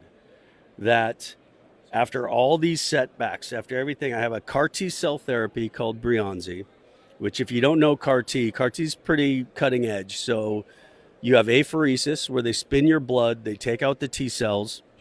The T cells go to a lab, they get engineered, and then the infusion comes, you get the one-time infusion back of your own T cells, which then are engineered to hunt the cancer. And I went from non-successful to non-successful. After a month I was in remission, and after 3 months I was declared NED, which is no evidence of disease. And that was in 2021. And so to go from, like I said, this wild journey of, playing after the diagnosis to then having this time where I didn't need treatment to having, difficult treatment after difficult treatment to then to find the thing that worked in the end. Well, thank God. Yeah. And was there a point you had to tell people? Did they notice what's going on, Dad? Well, when I started treatment the first time was when I told the kids and told my parents and kind of went that side of it. In 2020, I was starting a chemo that was really hardcore. It was a 96-hour continual drip. And kind of right as I started this was when COVID really hit and the world kind of shut down. So they moved that treatment, which was a 5-day inpatient. They didn't want, halfway through my first treatment, it was when they shut down the hospitals. And so then they decided that they were going to do this outpatient. So I would go to the hospital, I would get a 24-hour bag of chemo in a fanny pack with a pump. And then every day I would go back at the time and get a new bag of chemo. And well, at this stage, the MLS's back tournament was starting in Orlando. And so we were calling the games for local radio out of the Lumen Field broadcast booth. And I actually called a match during the MLS's back tournament while connected to chemo. So yeah, you kind of do those crazy things. Just, if you go through something like this, to try to keep any level of normalcy just helps in the whole process, where you're not sitting there feeling sorry for yourself and you're like, I take that kind of that scene from Liar Liar where Jim Carrey beats himself up because he doesn't want to go into court. And then at the very last minute, the judge asks him, well, can you proceed? And he's like, yeah. And I always kind of felt that way. So yeah, do I feel bad with everything that's going on? But yeah, I can feel bad at Lumen Field calling this game just as easy as I can feel bad in my house. So, and it actually, with that purpose of doing something and interacting and doing things, always just kind of helped that little bit. Well, I can't even imagine. And I'm sure there were highs and low points, but when you are actually faced with your own mortality as an athlete that always wins and that you can fight and build your body up, what were you dealing with that mentality? I think it was there's a couple things that they say. They always say, look, there's only so many things you can control, and there's no point in worrying about something that's out of your control. Easier said than done, obviously. But the other side of it is the old adage for a pro player in a team sport, there's only two things that you can truly control: your effort and your attitude. Get your attitude right, first of all. And then the effort for me was having that relationship with your medical support team, being that advocate for yourself. Talking, the doc would say stuff to me, okay, this didn't work, and we've got these couple options and all that. And I would tease him because I would just go, look, I let my medical license lapse, so I'm going to lean a little heavy on you on what direction you think we're going to go here. I think one of the things that was interesting that I didn't realize is a lot of times they like to kind of push you toward a clinical trial. And you would think that, because they want you to be a guinea pig, they want you this. But it really is it's more to the point where he said to me, if this is FDA approved, we can always go to that.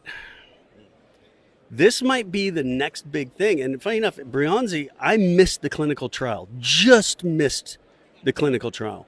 And if I hadn't had at least some relative success with different treatments, I don't know if I would have had the time to get around to when it was FDA approved to finally put me into remission. So yeah, be that. Also ask questions, always work with your doctor. Don't just accept.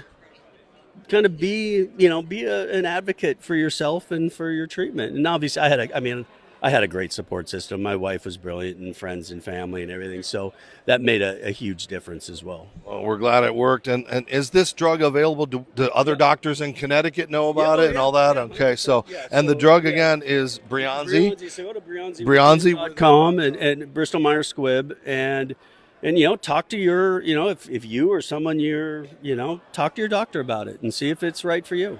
All right, let's talk a little football. I mean, soccer. Well, we'll do a little both. He's representing Seattle because you've lived there so long. He has a street named after him. Did you ever think you'd have your own street? That was kind of interesting when the developer kind of contacted me and said, "Hey, we're building this." He was a big soccer fan. He's building this area that was pretty close to our family farm and where I went to high school and in Lacey. And he said, "Would you be cool if we named it?" I said, funny enough, my great-grandfather was county commissioner in the area, and so a lot of the streets are named after my family and friends in the area, and family friends and their farms in the area. So I was like, I'd be honored. And it is a little embarrassing when you drive by it at times. So. You take your picture with the sign. Yeah. I will have. Early on, I had friends and family take a picture and send it to me, which I thought was pretty funny. All right, let me put you on the spot. Okay. What the hell's wrong with the U.S. soccer team? The men's. Well, they're moving, thankfully, in a much better direction the last couple camps. And it was frustrating for those of us that, our job is to talk about it, is it's so hard to be able to you don't want to be just negative, but then the results and just everything kind of coming out of the team was nothing but negative. And then the last couple camps, there was a change. And what that change was, I'm not sure. But it was nice to start to talk about hope and getting into the World Cup and not be thinking, oh boy, this is going to be a disaster. To, hey, I think we could be okay here. But we don't. It seems like the team, is kind of in anonymity with the women's team, always surpassing them. But we don't have the names that we talk about of the Miolas, the Landon Donovans, the Lawlesses, those guys. So how do we develop that so we could compete and get at least through a couple of rounds? I think one of the tricky parts was, and I'll give you an example. Like my daughter's 28.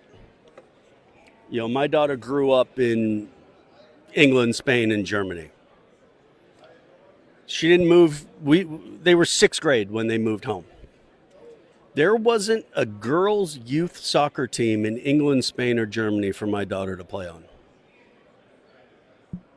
So we were, I was Seattle Sports Star of the Year award a couple years ago. I spoke, in kind of the celebration of 50 years of Title IX. And I kind of told this story. I said, our women were so far ahead in just societal on their ability to play sports. And so the women were ahead. The rest of the world's starting to catch up, where we were the opposite. I played for clubs that were founded in the 1880s. Right? So we were the opposite. We were the guys that were trying to catch up to the rest of the world. And you just don't understand how singular soccer is to the rest of the world. we're so used to Super Bowl's over, and then we'll get excited about the NBA, and then baseball rolls around, and then MLS is starting, and hockey's going on, and no, it's soccer or it's soccer or it's soccer. I know you got to get out here in a second, but your thoughts about this Super Bowl and the American football? I mean, I know who you're rooting for. I was at 14 at the Super Bowl, and I'm hoping it looks a lot more like 13 than 14. Hall of Famer, legend, star, but no relation to Helen Keller, correct? She was talking about a legend, but no, not that I know of. Yeah. All right, Casey, and that tell us again where they can find this drug or talk to their doctor if you do have it. Yeah, BrionziWithin.com, Bristol Myers Squibb. So it's a CAR T cell therapy. All right. The one thing that you would hate to hear if you were playing would be that the announcer going, "Goal!"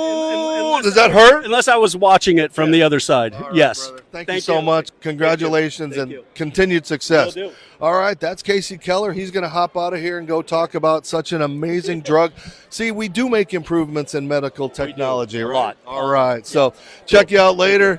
Didn't recognize him with a hat, but he is still a legend, and you get those legends here all day long at Radio Row. This is the Dave Stevens Show. Thanks again to our sponsors, Serendipity Yachts and Cruises. We wouldn't be here without you. My friends at iTattoo, and of course, Cali Strong, one of the best clothing brands out there. I'm Dave Stevens. Watch the commercials, support the show, or watch us on your home TV on Roku. We'll check you out. We don't know what star is coming up next. I'm Dave Stevens.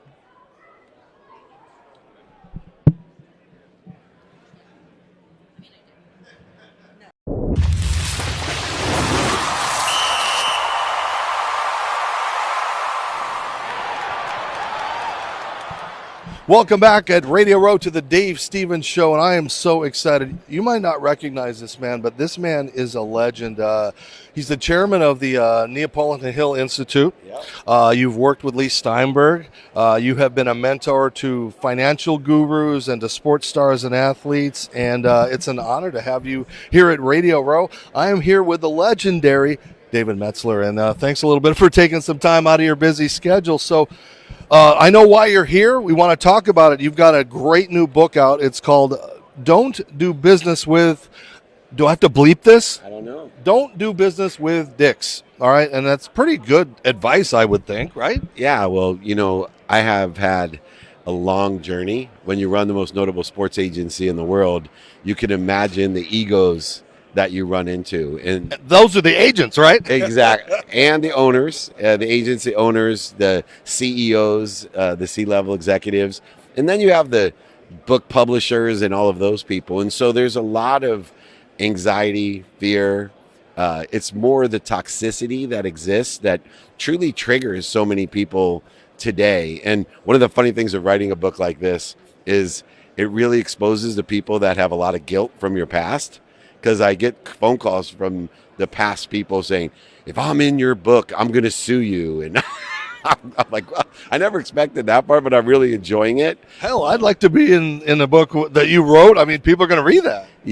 I'm blessed. And, speaking of reading, though, as chairman of Napoleon Hill Institute, there's a lot of books that I've read that help me to build the philosophy with that. And one of the biggest issues is mental health.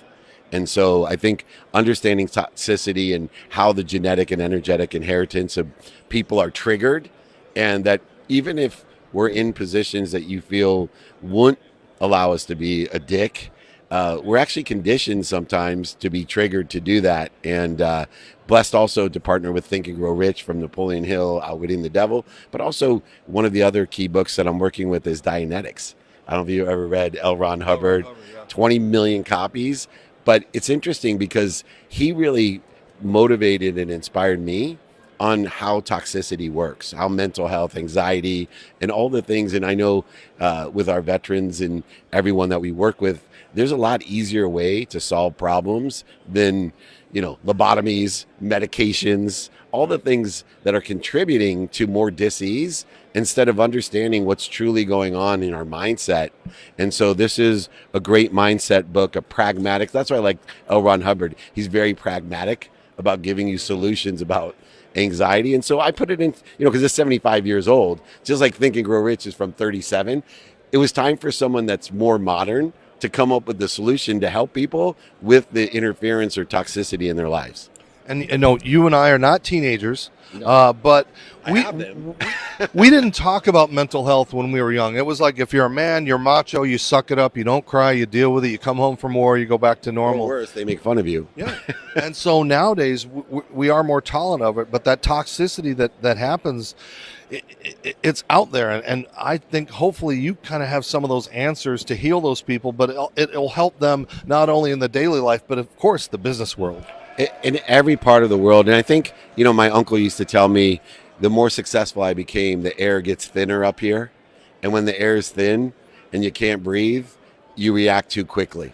And we're triggered by things. And we may not even have a conscious knowledge of what triggers us. I used to say that, when I went to Thanksgiving with my family, that I had to be very wary of the triggers, because those are the people that installed those buttons, right? So they know exactly where to press those buttons. And so understanding all the seminal leaders before us, the Napoleon Hills, the L. Ron Hubbards, the Dr. Wayne Dyers, just a lot of people. And I think part of the fear, I'm big on social media. So, I laugh at people like, well, you may not know this guy. Yeah, of course, because 7.6 billion people are on social media. So even if someone has 100 million followers, most people don't know who they are.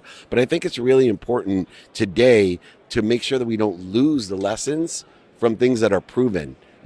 Buckminster Fuller, Napoleon Hill, L. Ron Hubbard. These are the lessons that Tony Robbins and all the guys today are basing their systems off of. And that's what this book is based off of, taking truly proven knowledge and putting it into modern day thought, and maybe giving a little bit of a social media flair to it. And for you young kids, this is a lot like an app. So you have all the information that is in here. You can go to it, you can get it, you can utilize it. But I know, David, that everywhere you go, you're always helping people. I've witnessed it where I see you, I've waved to you across the way. You've got 5 or 6 people that you're mentoring. How do you have time to do this in the business world? Because you are constantly helping people. They're coming to you, David, what can I do? Save me. My marriage is going wrong. My business is going in the toilet. My dog died. Like all those things that they come to you for. It's such a common question. So I bucket my time. And so it's my job to control my visiting time with the people that mean the most to me. Years and years ago, my wife, I was on the phone at dinner, and I have 4 children. And she looked at me really upset. I said, what's the matter? She said, why do you spend more time with people you don't know or barely know compared to the people that you tell everyone you care most about? And so I got very conscious about my visiting time.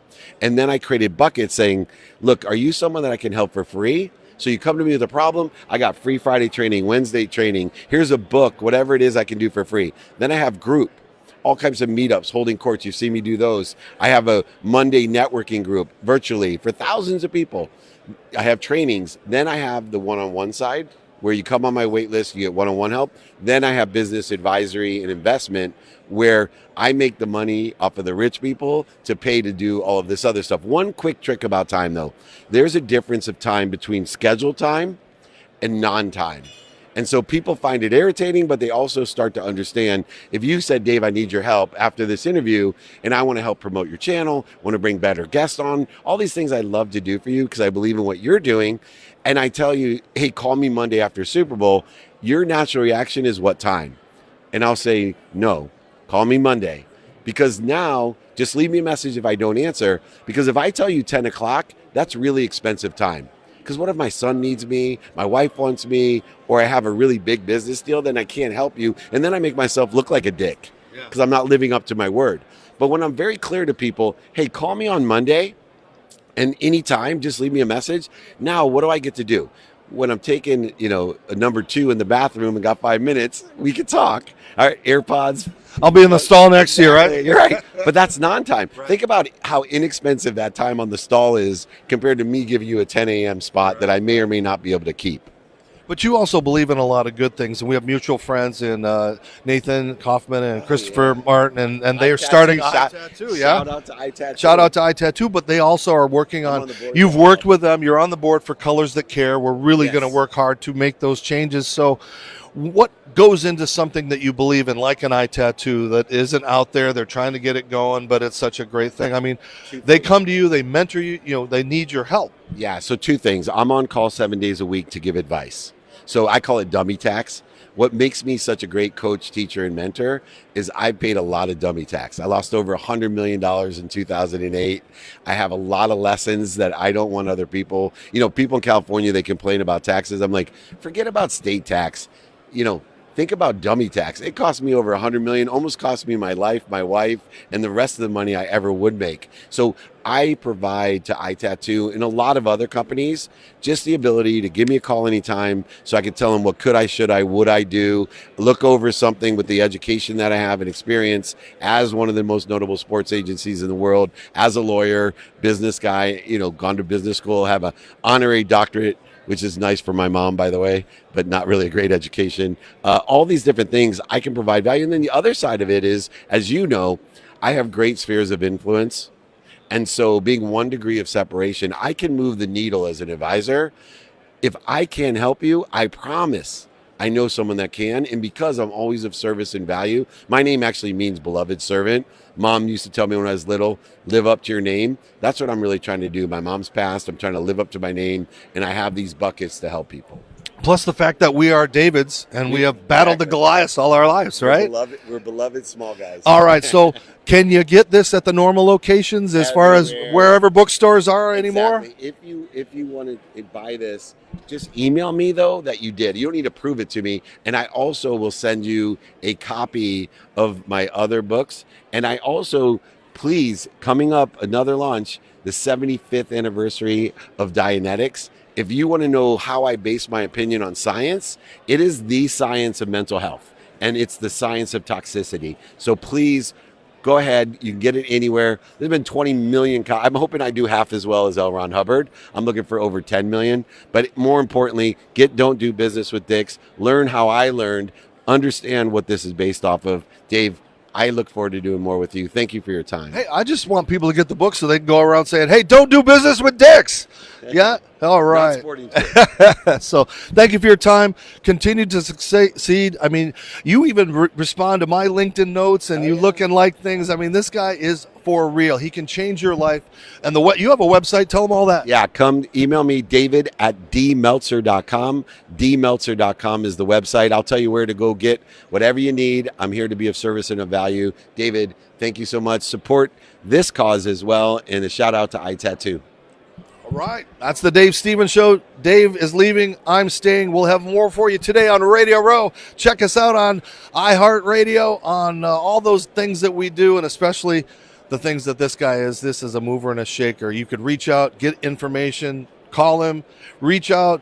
You want to open a Subway, you want to open a chocolate fountain, whatever, you've got it. So thanks for the time. And help people, call me. All right. Thanks, David. All right. There'll be more today on Radio Row. The hits just keep coming. Continue to follow us on all social media. This is the Dave Stevens Show. Serendipity Yacht Cruises and Events wants you to come party with us. We're bringing the fun to the Houston Bay Area. Stay tuned for all of our incredible events throughout the year, featuring amazing food and drinks, live entertainment, special guests, and so much more. Fun, new, different. Serendipity Yacht Cruises and Events is where you want to be. So come party with us. It's more than a yacht. It's serendipity.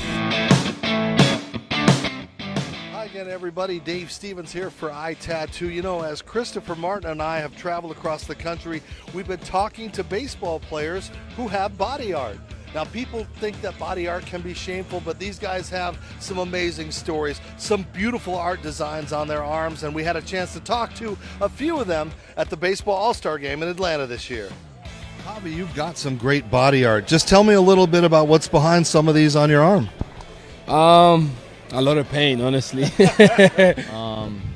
I'll start here. This is just like for my friend group. All of us have one, or all of us. Some of them are still trying to get it. This is one of my other favorite ones. It's just, two hands represent me and my brother. It's for my family. Kind of goes my dad, mom, brother, and then my younger brothers. Against all odds, got this after I got drafted. Talk about showcasing you have got some great art on your arms, and I just wanted to know what those stories might be behind this side. This side, we got an awesome-looking owl over here and some Love the outdoors, so got a big outdoor sleeve, a couple tattoos my dad has that I just recreated. So there you have it, some of the stories behind the body art from these Major League Baseball players and the future stars. So for more information about iTattoo, please check us out at our website or reach out to Nathan and Christopher.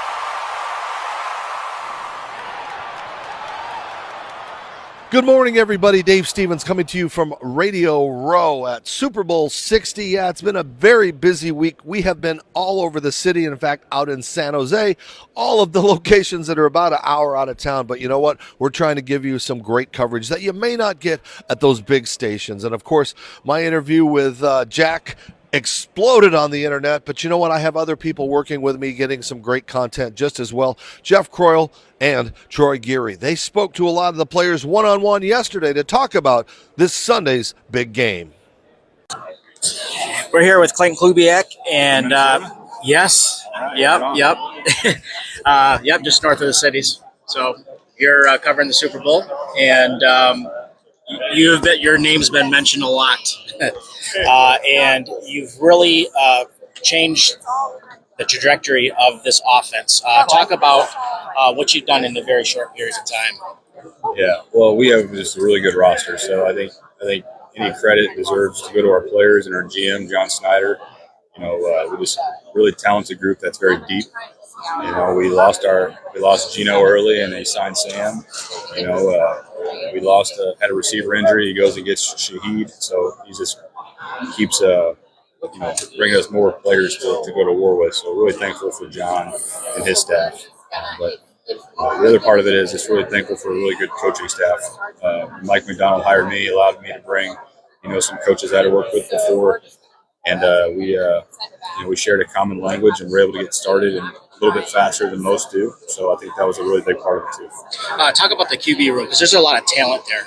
Obviously, young talent with Jalen, and Drew Lock as well, and of course Sam. Talk a little bit about the progression of what you have as far as talent goes on this roster. Yeah, to the quarterback position specifically. Yes. Well, yeah, I think it's one of the best quarterback rooms I've been a part of. Sam's playing really well, but Drew Lock to me is the next Sam Darnold, because he's going to get a chance of another team to go show what he's made of. He's got all the traits that you want in a starting quarterback. He's been really bright this year, and every time that he's had his chance to go play in practice, he's done really well. So I have a really high praise for Drew Lock, and then Jalen, I think, a really good draft pick by John Snyder. That's got a bright future. Who do you think is the most underrated offensive player this year for this year? Most underrated offensive player, Eric Sauber, one of our tight ends, veteran tight end that's been a great leader for us. He's helped AJ as a young player get better, helped Elijah see what it means to be a pro, and really blocks his tail off in the run game. What are some of the things that you've learned from your father? Just to be yourself and work hard. Players they'll see right through it if you're trying to be like somebody else. Just go be yourself and work hard and help them get better. It'll work out. All right.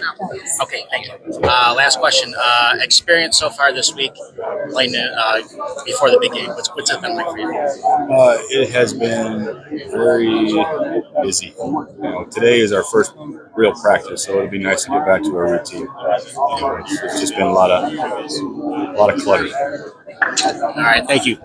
Good luck to you. As human beings, reflecting on special moments, and you feel like you always want to go back to those times. But I think the biggest thing I think of is a small town kid, from Huntsville, North Carolina, who's had a chance to have a dream of mine and just get to where a lot of people wanted to be. And now that I'm here, just appreciate the people along the way that got me here, and knowing that it's worth it. It's worth it, all the work we put in, all the all the people that helped you along the way, to thank them. It's important to thank them and know that they helped you get here.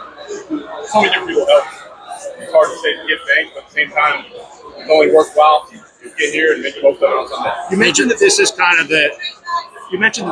of the start of something you hope for this Patriots franchise. How do you balance that with kind of the opportunity of now and not knowing what the future may You worry hold? about the future. Coach, I think the past and the future, you worry about being the present. Coach Ravens so great at hinting at the past, but now reliving it and kind of being like, hey, we're doing it. We did it this way. This is how you should do it. And it's great at bringing back old memories, but at the same time, knowing that we're a new team, new era, new kind of Patriots team that we're trying to build for a long time in the future. Drake, you were in draft in Detroit, and it's been 2 years now. I mean, it's a short journey, and you're already here in the Super Bowl. What's that journey been like for you? That journey's been a whirlwind. Kind of adapting to the NFL. I always wondered what it's like to be in one of those locker rooms, being in one of the huddles, calling plays, being in road environments, playing in stadiums that you only dreamed of playing in, growing up. And now we get a chance to be here, playing in the big game. Special. Something that I don't take for granted. Appreciate my teammates, coaches, everybody helped us get here, and knowing that from this year to last year, just the two sides of the NFL, what it's like, the business side of it, the losses, the wins, what makes it worth it, why everybody wants to get to this game so bad, why the teams are fighting so hard to get to the Super Bowls, and you know why now. Sitting here and realizing that everybody's hope that we're living in reality now. We're here with Robert Spillane, and it's Super Bowl week. How you feeling so far? Oh, it's exciting. It's so fun to be out here. I think our team's really just been focused and ready to go. Now, you've played for a defensive-minded coach like Coach Tomlin, and now you're with Coach Vrabel. What are some of the similarities and differences for playing for the two coaches? They're both hard-nosed football people through and through. They love the game. They coach hard. They love their players. And I think there's more similarities than differences there. They work extremely hard, and just proud to be able to play for two such great coaches, actually. Takeaways will be a big thing in the Super Bowl. Turnovers obviously usually can dictate who will win and who won't. What are your plans? What are your team? What are you focused on as far as turnover aspect goes? And I also want to comment on the on blitz packages going forward. Yeah, play great defense, play fundamentally sound, take care of the run game, be violent tacklers, and do everything we can to hunt the football. How much film are you guys watching this week? Yeah, you want to watch it all. You don't want to leave any stone unturned. So make sure you get your eyes on the film, and I think we're doing a great job, and we're exactly where we need to be right now. What is the one thing that helps you to relax this week during this turmoil week of a lot of media and stuff? Yeah, you can a lot of times keep the main thing, which is the job at hand, which is taking care of doing everything you can to get ready for Sunday, mentally, physically, and emotionally. And we have a great plan. Coaches lay it out for us, and we're just going to continue to trust the process. Teammate you've leaned on this year? Yeah, the whole linebacker core, Jack Gibbons, Christian Ellis, Jelani Tavai. Those guys have been really great for me, great teammates and people that I'm with all day and get to spend time with. Do you feel that the linebacker core has been underrated this year? I don't really focus too much on what people say about us. I think we've done a great job winning the games. At the end of the day, that's our main goal. And we're going to continue to go out there and put the best product we can on the field. Toughest game you've had this season? Probably Buffalo, getting injured pre-game and not being able to play that game. It was tough to be standing there with my pads on knowing I couldn't play. All right, well, thank you for your time and good luck to you. Thank you. Hey, Nick, how you doing? How do you compare the fans at Texas A&M to the 12s in Seattle? I think we got two different type of fan bases, but the 12s in Texas A&M, they definitely have that, the home field advantage, and their fans are definitely loud. But when I played there, when I was at South Carolina, it was a noon game, so a lot of their fans were like super nice and they're we weren't really as rowdy, and I didn't really hear the stories that I heard about Texas A&M Stadium. I didn't really get that day, but I think our fans are the best in the world as far as like just show out to games. I think we hold records for like the decibel meters and how loud they are. So I think our fans compare to nobody else's fans. So. Do you think that will help you on Sunday? Know that you have loud fans and all that noise and stuff really won't affect you? I think going out there and executing on Sunday is what's going to help us. But I think our fans add a factor that other NFL teams don't have that could catch teams off guard. Like, I know a bunch of NFL teams probably warn other teams, like, when you're going to play Seattle or going to play in Seattle, like, their fans travel hard. And a lot of games throughout this year, our fans were definitely a huge impact in us, like, taking over the crowd almost and winning games. But, And what part of the Patriots offense, personally, do you think is the biggest challenge for you?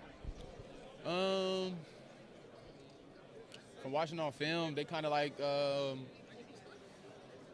have constant movement of the ball, and they kind of just as any offense, just look to do what they need to do to try to win against our defense. I think our defense is elite, so I think it's more of a how they're going to figure out how to get around us. Awesome. Thank you for your time, sir. Hey, Leonard, you had a long and successful career. What did a win on Sunday mean to you personally? I mean, it'll mean the world to me. I've been in the league for a long time, 11 years. A lot of those years have been on losing seasons. Before this year, I've only been to the playoffs once, and we got one win. So it just means a lot to me. It means a lot to my teammates. I know a lot of guys on my team have been through similar journeys as me, and it just means a lot for me for the whole team. Thank you very much. Here with kicker Jason Myers, and a lot of NFL kickers say always have that mentality, one kick at a time. Do you personally believe in that, and how do you internalize that come game day? Yeah, definitely. That's one of my big goals on game day is just one kick at a time. I write it on my wrist every game, just one for one. As a kicker, you don't know how many opportunities you're going to get. It could be one, which is a game winner. It could be 7 kicks that are just PATs. Like you just honestly, you have no idea what the game's going to bring to you as a kicker. I take that mindset seriously of just make that one kick in front of me my best kick. I think I was talking to my sports psychologist after the Niners game, and I was like, really, all right, we had the week off. And I was like, all right, let's just go one kick at a time. And I think after the game, Michael asked me, he's like, oh, how many kicks do we have? And I honestly had no idea because I was literally in that mindset. And, sometimes it's easier just to say that than it is to believe it. But, I take that to heart and truly believe in that.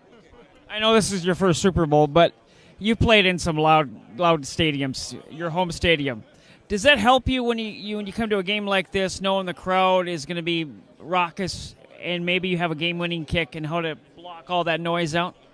Yeah, I mean we've played obviously at home. We played on the road with some big games, especially in our division. We played in Germany a couple years ago, and I feel like it's going to be a kind of a similar feel of the crowd where there's so many fans of every team and people that are just there for the game that you're going to kind of have that buzz constantly.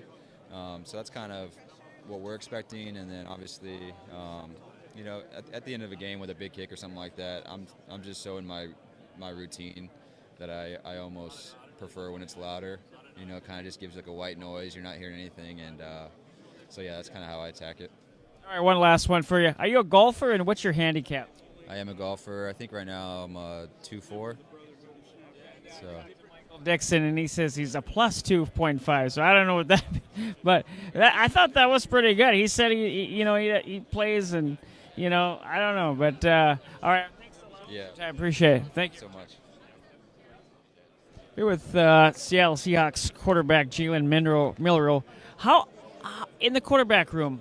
How much close are you guys, and is there somebody that you gravitate to, or a coach that kind of helped you the process of this season?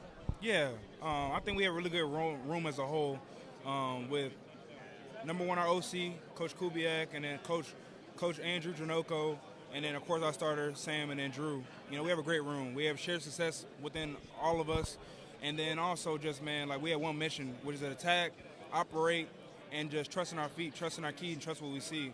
And but to answer your question about gravitating, me and Drew have grown our relationship since I've been drafted here, and I met him, and it's been huge, man. Huge to have older guys in a room. You combine their experience. They have 15 years between Drew and Sam, and so they've seen so much. They've been a part of so much, and they also been on different teams as well. So they've seen so much football, and so as a young player to be able to learn, be around good quarterbacks, it's awesome, man. Awesome to be in this situation of seeing good football and also going to Super Bowl year one. And given your success in college, winning a national championship, and now almost maybe winning the Super Bowl, what is that going to mean to you professionally and personally, given this in like your young career when you got a long career ahead? It's awesome. It's awesome to really think about because going backwards, man. When I started off college, we went to the national championship. In my first year in college, fast forward my first year in the NFL, we go to the Super Bowl. So I just see a beautiful vision ahead of my career, but it's all credited towards the people I'm around, the culture that's set here in Seattle, but also my teammates gelling together, honing in, being hungry. And so it's so many people that are a key factor to why we're successful as a team, and I'm so happy to be a part of the organization, be around good dudes. And how have you embraced your role, given while you're waiting for your opportunity here? Yeah, I think the most important thing for any player is to have that edge. Have that edge, understand your why, understand you're just steadily getting better. As long as you're getting better, your opportunity is going to present itself, and you're going to be able to seize it. As long as you're getting better, as long as you have the right mentality, you're preparing, you're always getting better. Whenever the opportunity presents itself, you're going to be ready to go. And it's all about that. It's all about, how you prepare, how you attack it mentally, physically, and then having the right people around you. You're going to be able to be successful. And do you have family in town, and how many people are coming to the game? Yeah, so I got my whole crew here. I got my whole immediate family, and my girl going to be here. Thanks a lot for your time, Jalen. Thank you. Hey, Jay, as a guy who embraced multiple roles since being drafted, how does it feel to play a pivotal role in the world's biggest game? It's awesome. Really excited about it. Really trying to prepare to, have a big game and help my team win whatever they ask me to do. And I think that's the great thing about the position that I play within this offense is I can affect the game in so many ways. So just trying to get a win however we can. All right, thank you. Yep. Jackson, what part of the Patriots defense do you feel presents the biggest challenge for you personally? I think they just have a great collective. I think they just play with a lot of energy, run to the ball, know their scheme and know their game plan. Hey, Ernest, how have the challenges both on and off the field the last year kind of helped you in this moment, this game here? Yeah, I think it's made me just tougher, mentally. I'm ready for this moment. It sounds cliche, but I was built for this moment, man. It's always been a part of my journey, so I'm excited, man. I just can't wait to get to Sunday. Focused on what we have to do now, which is get ready and prepare, but, man, Sunday's going to be a really glorious day, so I can't wait. And what part of the Patriots offense, in your mind, do you feel is the most critical or thing that you personally a challenge for you? I just think we got to, win first down, man. Take each play at a time. They do a lot of great things, so you really can't pinpoint it on one thing. But I think, we go out there, we play our style. At the end of the day, let's see what happens, man. We're the two best teams on each side, and it's going to be a great game. All right, thanks, Ernest. You talked about your faith before. How much does that help you, when you get prepared and you're ready for the season and a big game like this? Yeah, I think it just allows you to stay focused on the task at hand, believe that God has a plan for you and everything that he's placed in front of you, even though it might feel like a tremendous weight of pressure, that he's prepared you for every situation that he'll put you in. What advice would you give to young quarterbacks that are in your similar situation as a backup, always being prepared mentally for when your opportunity comes, or if you get in the game, say Sunday, if something happens, how do you prepare yourself mentally for when that opportunity happens? I think each day you just got to take it as if you're the starter. And it can sound cliche, it can sound difficult once you're actually doing it, but you just got to slow it down and go through each play, go through each rep as if you're the guy taking it. Like when the starter's in there, you should be behind there, going through the plays, going through your calls, going through your reads, so that if something were to happen, you're ready and prepared to go. In this league, no one cares how you get the opportunity. They just care what you do with it. And you have to be prepared every single second to step into that role and execute and play like you're the starter. So that's always been my thought process, and it's yielded good results thus far. And whatever opportunities are placed in front of me, I know I'll be ready to take advantage of them. And as a journeyman, I know there's your 9th NFL season. What would it mean to you to finally, this as your first Super Bowl win? I think it would mean everything. Like, just to see the progression we had as a team, starting early report and OTAs last year, and to see us come together over the last 10 months has been tremendous. We've grown together as a family on and off the field. Guys have stepped into unique roles each and every week to help us win, and we've done everything we could to prepare us for this situation. And now that it's right in front of us, we just got to go out and take it and make the most of it. All right, Josh, appreciate it. Thank you very much. Appreciate you. Hey, Garrett, when you became a free agent and you were looking for places to sign, is this what you envisioned? I mean, it's certainly what you hope for. Then it becomes a reality, and it's pretty surreal.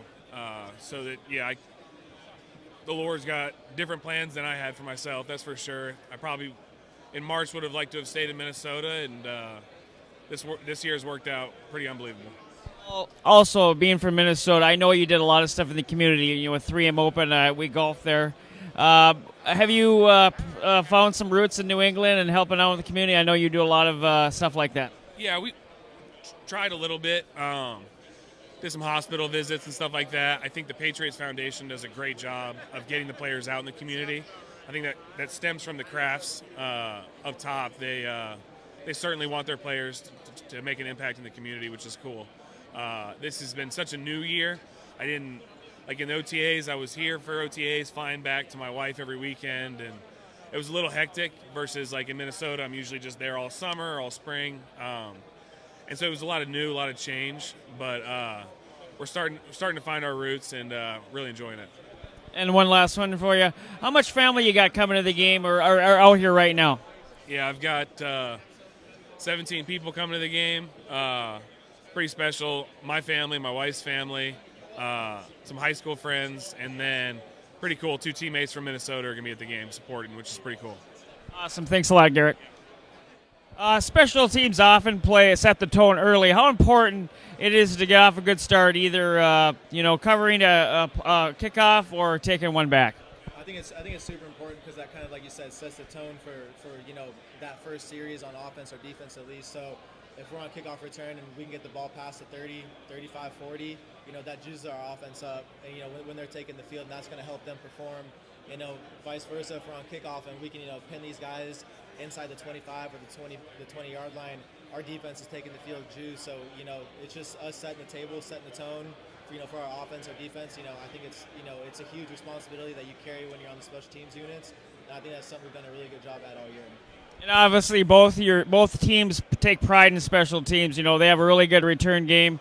You guys cover really well. Do you guys look at that and say, I need to do this or do that? Yeah, I mean, they have a really good, group of core guys, and their special teams coordinator does a really good job at scheming things up for them in the return game. So I think it's just being disciplined in our rules that we have, and we've done a good job at that pretty much all year on the kickoff team and kickoff return team. So it's just staying disciplined, staying within yourself, not trying to do somebody else's job. Just do your job to the best of your ability, and our technique and our fundamentals will take care of the rest. And last one for you. With the newer rules, do you like the new, because before you just kick it in the end zone? I mean, I know you like running down there, but does it feel a lot better just to know that, hey, 9 times out of 10, somebody's going to take one back and I'm going to get a chance to make a tackle? Yeah, I mean, I kind of miss the old kickoff rule because I could run super fast and, I kind of use my speed as an advantage, but I think the new kickoff rule is pretty dynamic, and I think guys are starting to figure it out. Coaches are starting to figure out what works, what doesn't work, and it's a copycat league, so you kind of see everything across the board looking somewhat the same. They put their own little spice on it, but it's a dynamic play, and I thought we've done a good job at adjusting to the new rules this year compared to last year, and it's just continuing to go out there and do what we've been doing all year. Awesome, thank you very much. Thank you. Hey Christian, how you doing? You've had a lot of serious health injury over the last year and a half. what does it mean to finally play in a Super Bowl and after everything you've been through recently in the last year and a half or so? Just here to focus on football, here to play, here to dominate. It's time to get going soon. Keisha, what does it mean to you personally to be playing on the biggest stage here? I'll say it mean a lot. You know, it's my first time being here. I'm 23 in my third year, so I mean, it's been great. Everything I experienced been cool. I wouldn't say it's been a lot, you know, because not everybody get to experience it, but I mean, it's been a blessing. Yes, sir. With Patriots linebacker Jack Gibbons. Jack, I know you kind of stay off your phones during this week, but during this week, one of my colleagues, Dave Stevens, sat down with you, and it's going viral, you know, your reaction of coming down to his level. Just what's your thoughts on the reaction it's getting? And, I mean, I know covering you with the Gophers that's just the kind of person you are. You respect everybody, you know, you do that stuff. So what is your reaction to that? And, you know, like, what are your thoughts of all that? Yeah, a little surprised by the reaction online. Honestly, I felt like I just want everyone to feel comfortable when they're doing their job, and it felt like the right thing to do to just go ahead and sit down and make him feel comfortable to be able to ask me questions and be able to communicate. So I think it was just trying to do right by him and make him feel comfortable for the interview, for sure. And your time in Minnesota, what do you most remember about that college atmosphere, the city, playing for PJ Fleck? Yeah, it's I had a great year at Minnesota. Honestly, wish I had a little bit more time there, but I just remember loving that team. Loved Coach Fleck and his program, but just especially the guys in that locker room. I feel like I was able to form a really close bond with them in a short amount of time. And yeah, just guys that really cared about each other, played really hard for each other. We're all really bought in, chasing the same goal, and so it was a really fun season for sure. Did you have a favorite place to go eat at when you were in Minneapolis? Oh man, that's tough. Honestly, I ate most of my meals in the dining hall, but trying to think back where we used to. I mean, definitely went to. What's the little diner down there in Dinkytown? For breakfast. I went there a bunch for breakfast. I can't remember the name of it though. Yeah, I feel bad because I want to shout my guy out, but yeah, definitely that little diner there in Dinkytown was cool. Last one for you. How much family you got coming to the game? Or I mean, I'm sure everybody's watching, but did you have to shell out a lot of tickets? Man, yeah, it's going to be a big group. Got my wife and my son coming, and then both our parents, her sister, and then I've got 4 siblings, and 3 of them are married, so it's going to be a pretty big group. And then my best friend from high school, he's coming out as well. So I got one more for you. I was at that game. I covered the Vikings, and last year when you broke your leg. Coming from that, you know, to being in the Super Bowl, recovering, the mentality that took to come back from that, just to kind of talk about that. Yeah, I was talking to my wife about this the other day. It's just pretty crazy thinking where we were a year ago, coming off a losing season, and I couldn't walk. You know, I'm on crutches this time last year, and just to be where we are, just God's blessed me in so many ways, gave me so many opportunities through football, and just can't thank him enough for putting me in this place. An unbelievable opportunity to play in the Super Bowl, but also just very grateful to be a part of this team. Love these guys. The guys really care about each other, and it's just been a really special season, so very thankful. Awesome. I appreciate you for your time. Thank you. All right, it is now Thursday. Everybody's going to be in, the stars, the celebrities, the players, the Hall of Famers. So we'll continue to try to find all these guys, ask some great questions, give you great content, and let you know the inside scoop of what's going on at Super Bowl 60. Special thanks to our sponsors, iTattoo, Serendipity Yachts and Cruises, and of course, our good friends at Cali Strong. Watch these commercials, share what they do, buy their products, and of course, follow Dave Stevens Speaks on all social media platforms, and follow and like The Dave Stevens Show. We'll see you next time from Super Bowl 60. Serendipity Yacht Cruises and Events wants you to come party with us. We're bringing the fun to the Houston Bay Area. Stay tuned for all of our incredible events throughout the year, featuring amazing food and drinks, live entertainment, special guests, and so much more. Fun, new, different. Serendipity Yacht Cruises and Events is where you want to be. So come party with us. It's more than a yacht. It's serendipity.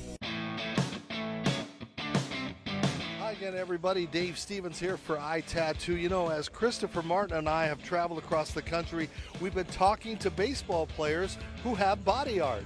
Now, people think that body art can be shameful, but these guys have some amazing stories, some beautiful art designs on their arms, and we had a chance to talk to a few of them at the Baseball All-Star Game in Atlanta this year. Javi, you've got some great body art. Just tell me a little bit about what's behind some of these on your arm. A lot of pain, honestly.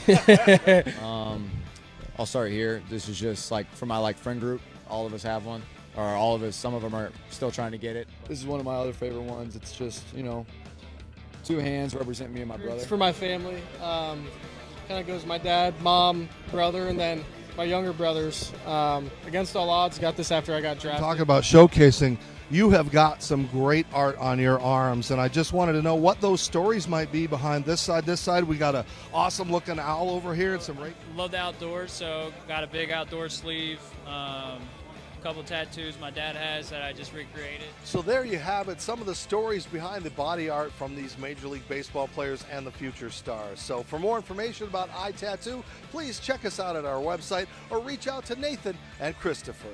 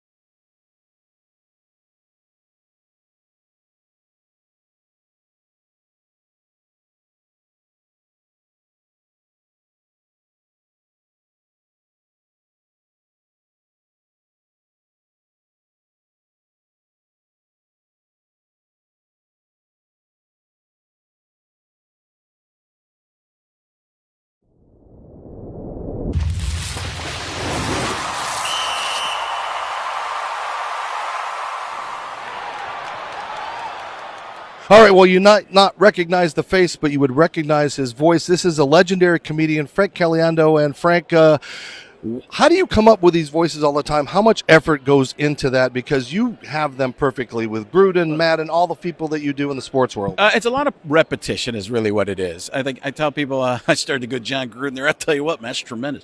But they, like even Morgan Freeman, I kind of do these things on like Instagram and social media where you can kind of work on it.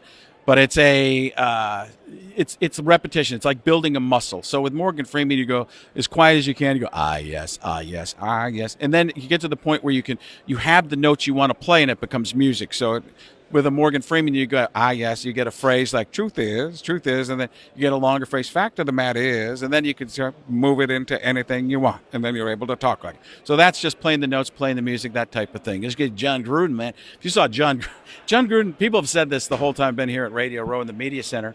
They're like, I think it's John Gruden doing an impression of you. I'm like, well, it kind of is, but that was always him, and people didn't always see the behind-the-scenes John Gruden. They saw the angry Chucky, but he does happy Chucky now, too. So he sees that. If you were in his inner circle, you saw what I got to see as well, and how I learned to do more of the impression of him. But he was walking around the streets of San Francisco. He saw Rich Gannon, who I think just walked by here too. He's just doing that thing where he's tapping, like he's just like old football buddies are just smacking each other around. He's like, I tell you what, man, how about this? Terry Bradshaw used to do that. Hey, Fry, come on, be funny, do that thing.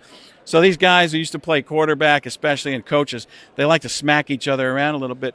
But Gruden's got that thing where people didn't always realize how much he wants to be a comedian. He's that type of deal. Well, some people like it, some people don't. What have been the feedback for those that you do and those that didn't like? I mean, Gruden loves it. John Madden wasn't the hugest fan. I mean, I made his grandkids laugh. He finally turned it around. People like Chris Berman. That's Chris Berman as a chicken. And it depends on the person. Jimmy Fallon one time had Morgan Freeman on after I did this thing that went viral. He said, "Do you like it when people do impressions of you?" He's, no. But I think Morgan Freeman has to deal with it all the time because people are like using a version of his voice to try and sell things, and that changes it quite a bit. Dr. Phil always liked it. Like, what were you thinking? Charles Barkley, a real fan, really nice guy. So for the most part, most people like it and get it. I'm not doing it to be mean. I do it to have fun and make some money. That's what I do. And I'm not trying to hurt anybody. They're always worried about that, or how are you taking away from my business? So it's a little different than that for me. I'm going to date myself, but not in a weird way, because we had the Rich Littles, we had the Jonathan Winters, those kind, and now you've kind of become that era. And now I see this young guy on the internet doing all the impressions and things like that. So when people come to you asking you for advice, what do you tell them? Just find different ones that nobody else does. That's the thing I would say. But there's quite a few young people that are really good, and it's a different situation. Remember when Tony Gwynn was the only person who really did tape study back in the day. Baseball player, one of the best hitters probably of all time. But he was one of the only people that was using videotape, a VHS probably at the time, to work on his swing, work on watching pitchers and study. Now everybody does that, right? Everything's on a computer. There's analytics. Everything's programmed in, and you can basically break down anything you need to on video because it's a business, and everybody's trying to get every edge they can. Well, that's the same thing with impressions and studying. When I was a kid, you had to watch the thing when it was on live, and maybe you could get an audio tape recording or something. But then you could get VHS tape, and there was even the DVR. But now there's YouTube. So kids, when they're young, can study and just watch something over and over and over. And you're a sponge when you're younger, too. So if you have this mimicry ability, you can find stuff and fine-tune it a long way much quicker. It's a better atmosphere for you to get better. Just like anything, you need that talent at the beginning, but you could hone it a lot more because you have the means to do it. And Frank, I know you can do the voices, but you've got to have content to make it work. And so you can't just go, "Oh, Melville's, thank you very much." You've got to be able to do the inflections, but also do that type of humor. And you have a great stand-up act. In fact, you're coming to Hartford, where I'm at. I'll be at Hartford at the Funny Bone, February 13th through 15th, I believe.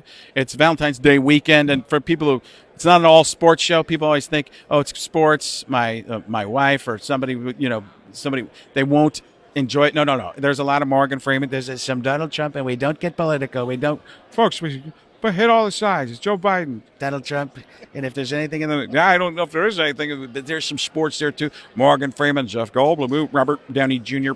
burping out punchlines. Little Adam Sandler, Dr. Phil, what were you thinking? So there's all that kind of stuff. It's for everybody. Very clean show. FrankOnStage.com for tickets. Hartford Funny Bone. If whenever this comes out, it's next weekend, or it's this weekend if it's coming out after the Super Bowl, February 13th through 15th, I believe. Yes, the 13th. Friday the 13th. Valentine's Day is the 14th. 15th is the Sunday. No football, so I can do a show.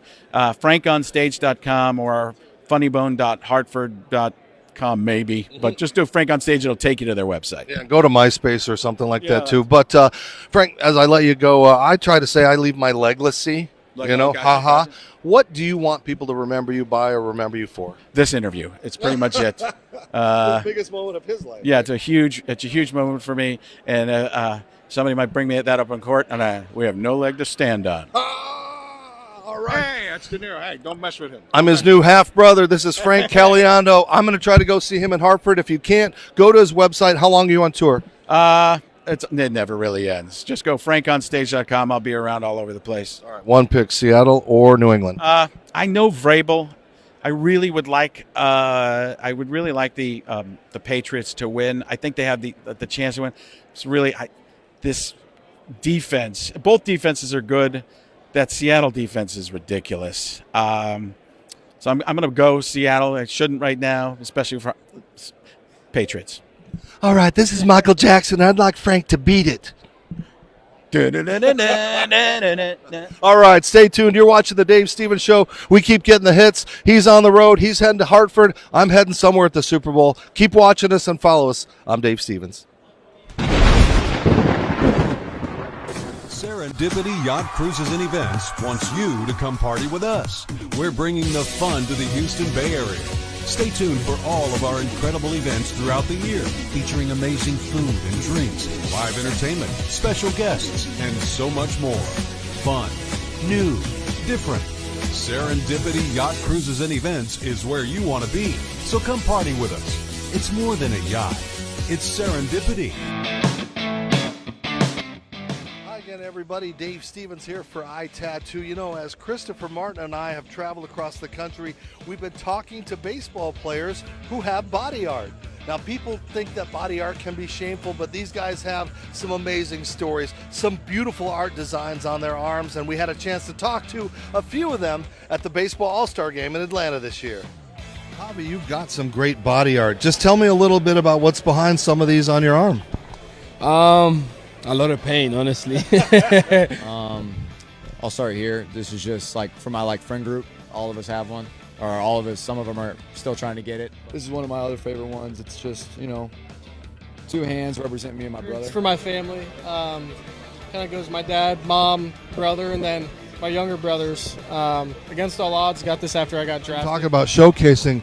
You have got some great art on your arms, and I just wanted to know what those stories might be behind this side. This side, we got an awesome-looking owl over here and some Love the outdoors, so got a big outdoor sleeve, a couple tattoos my dad has that I just recreated. So there you have it, some of the stories behind the body art from these Major League Baseball players and the future stars. So for more information about iTattoo, please check us out at our website or reach out to Nathan and Christopher.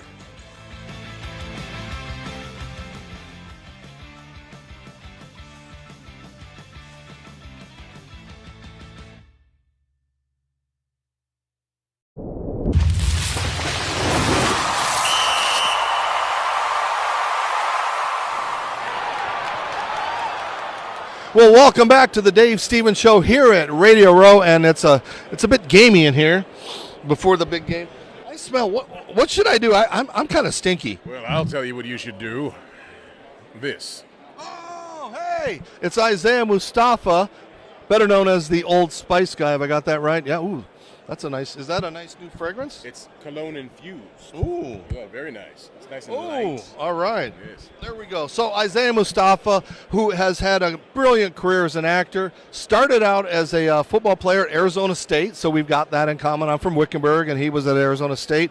Practice squad player. Who'd you end up going with? I was with Seattle, Cleveland, Tennessee, and Oakland. How long did you try to do that before you realized this dream isn't going to work, I'm going to move on to something else? Oh, those 4 years. That's all it took. It was 4 years for me to figure out, like, all right, I'm done. Yeah, I mean, I rode that horse as far as I could, and then I went on to acting. Well, speaking of riding horses, all of these great commercials that you do, as an actor, and a good actor, I've seen your work, do you get pigeonholed because you're kind of like Flo and we know you from one role, but yet you've done movies, television, all kinds of things? That's a good question. You don't really think about it too much until if the well dries out, and you're not getting roles or something, then you start to think about it. But luckily, I've been able to kind of bounce from one thing to the next. There was a short period of time in 2012 to 2014 where I felt like I was like, wow, what's going on here, But then I found an awesome show that I was able to get on, Shadowhunters, and from there, things just built. Well, you talk about your body of work, and of course, you have to show off this body, right? Well, you want to be known for your body of work, not just your body. You got to stay in shape. I mean, you don't get to eat the things that you want. No, there's nothing. There's no fun in this. Believe me. Yeah, that's the hardest thing. That's what's so great about AI. You don't have to work out anymore. No. As long as they're not putting AI in place of you, right? Right. No, they can put AI in place of my abs only. That's it. Well, then, hey, let's AI some legs here so I can do something with you, right? All right, so tell me what life is like. You're a father. Tell me what that's like. It's a new experience for you still. What your son is 6'2". Yeah. See, it's been a while. We haven't seen each other in 4 years. So, what's life like for a father? Man, I tell you what. Like, I have a 25-year-old daughter, and so now I got a 2-year-old son. It's like Chris Rock said something really funny about getting remarried. He said it's like going back to Shawshank. But that always rings true in my head. Whenever my son's doing something crazy, I think of Chris Rock saying that, and I'm like, this is Shawshank. Well, as long as the third one doesn't come when you're 70, right? Why would you want to go back 3 times? You're going to pull a Tony Randall. I remember that. Wow. Well, you just aged both of us. All right, tell us about Old Spice and your involvement and why this product is, not only they pay you, but it is a good product. I use it myself. Yeah, P&G is a great great company. Old Spice is a great brand.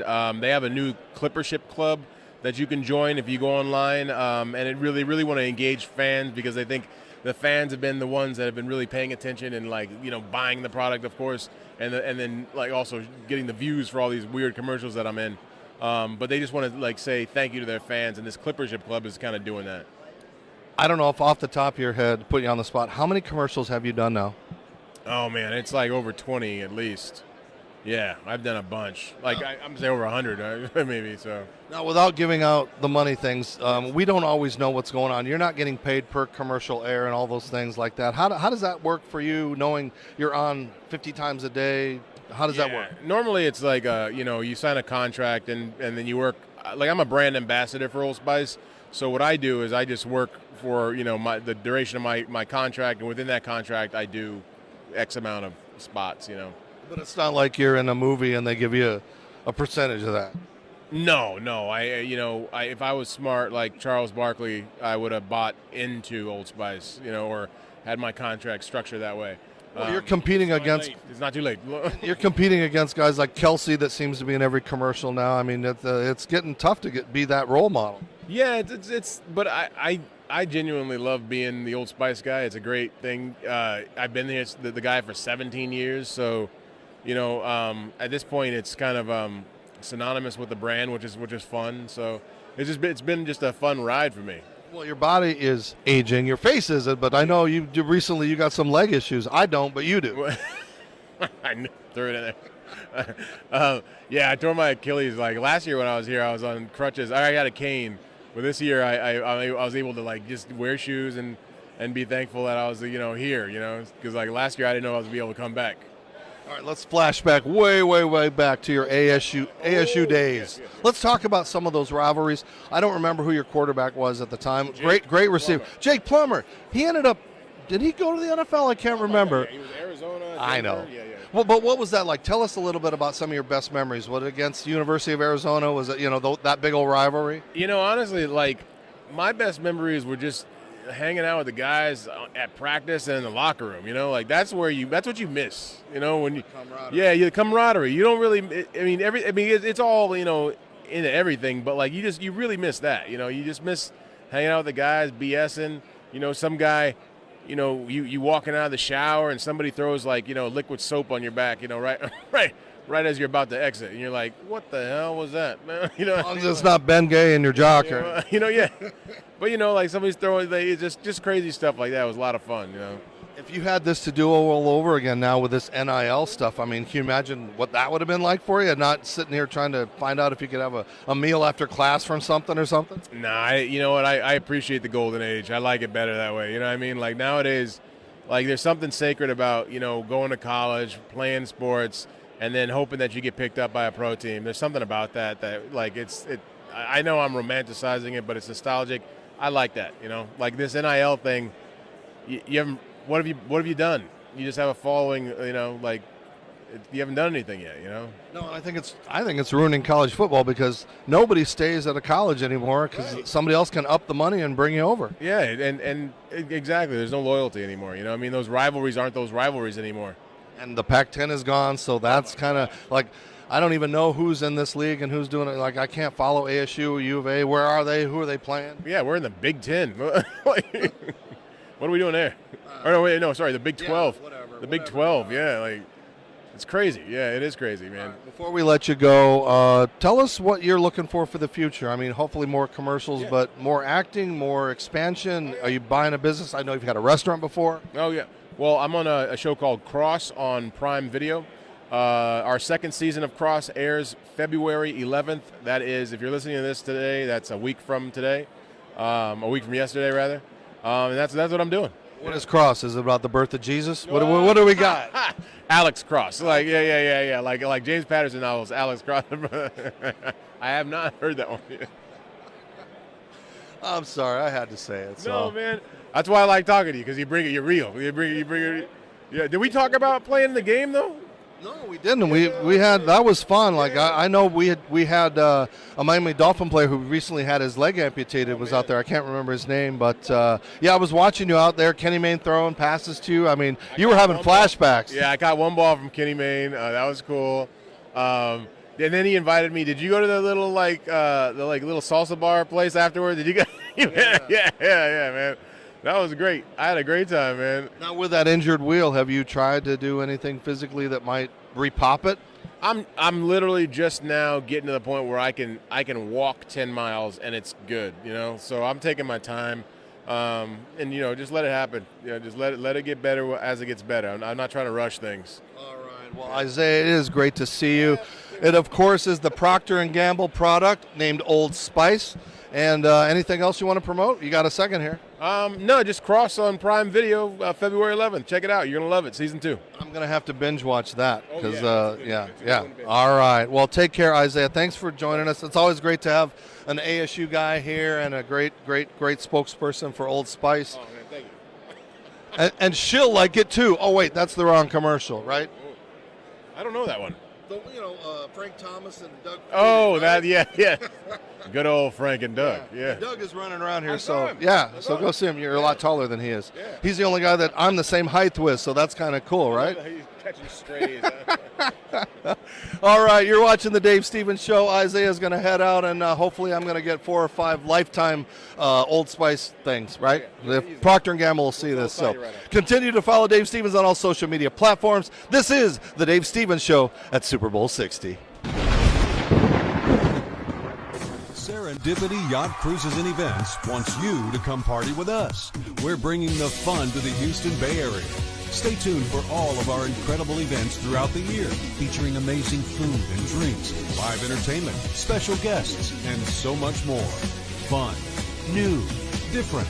Serendipity Yacht Cruises and Events is where you want to be. So come party with us. It's more than a yacht. It's serendipity. Everybody, Dave Stevens here for iTattoo. You know, as Christopher Martin and I have traveled across the country, we've been talking to baseball players who have body art. Now, people think that body art can be shameful, but these guys have some amazing stories, some beautiful art designs on their arms, and we had a chance to talk to a few of them at the Baseball All-Star Game in Atlanta this year. Javi, you've got some great body art. Just tell me a little bit about what's behind some of these on your arm. A lot of pain, honestly. I'll start here. This is just like for my friend group. All of us have one, or all of us. Some of them are still trying to get it. This is one of my other favorite ones. It's just 2 hands represent me and my brother. It's for my family. Kind of goes my dad, mom, brother, and then my younger brothers. Against all odds, got this after I got drafted. Talk about showcasing. You have got some great art on your arms, and I just wanted to know what those stories might be behind this side. This side, we got an awesome-looking owl over here and some Love the outdoors, so got a big outdoor sleeve, a couple tattoos my dad has that I just recreated. So there you have it, some of the stories behind the body art from these Major League Baseball players and the future stars. So for more information about iTattoo, please check us out at our website or reach out to Nathan and Christopher.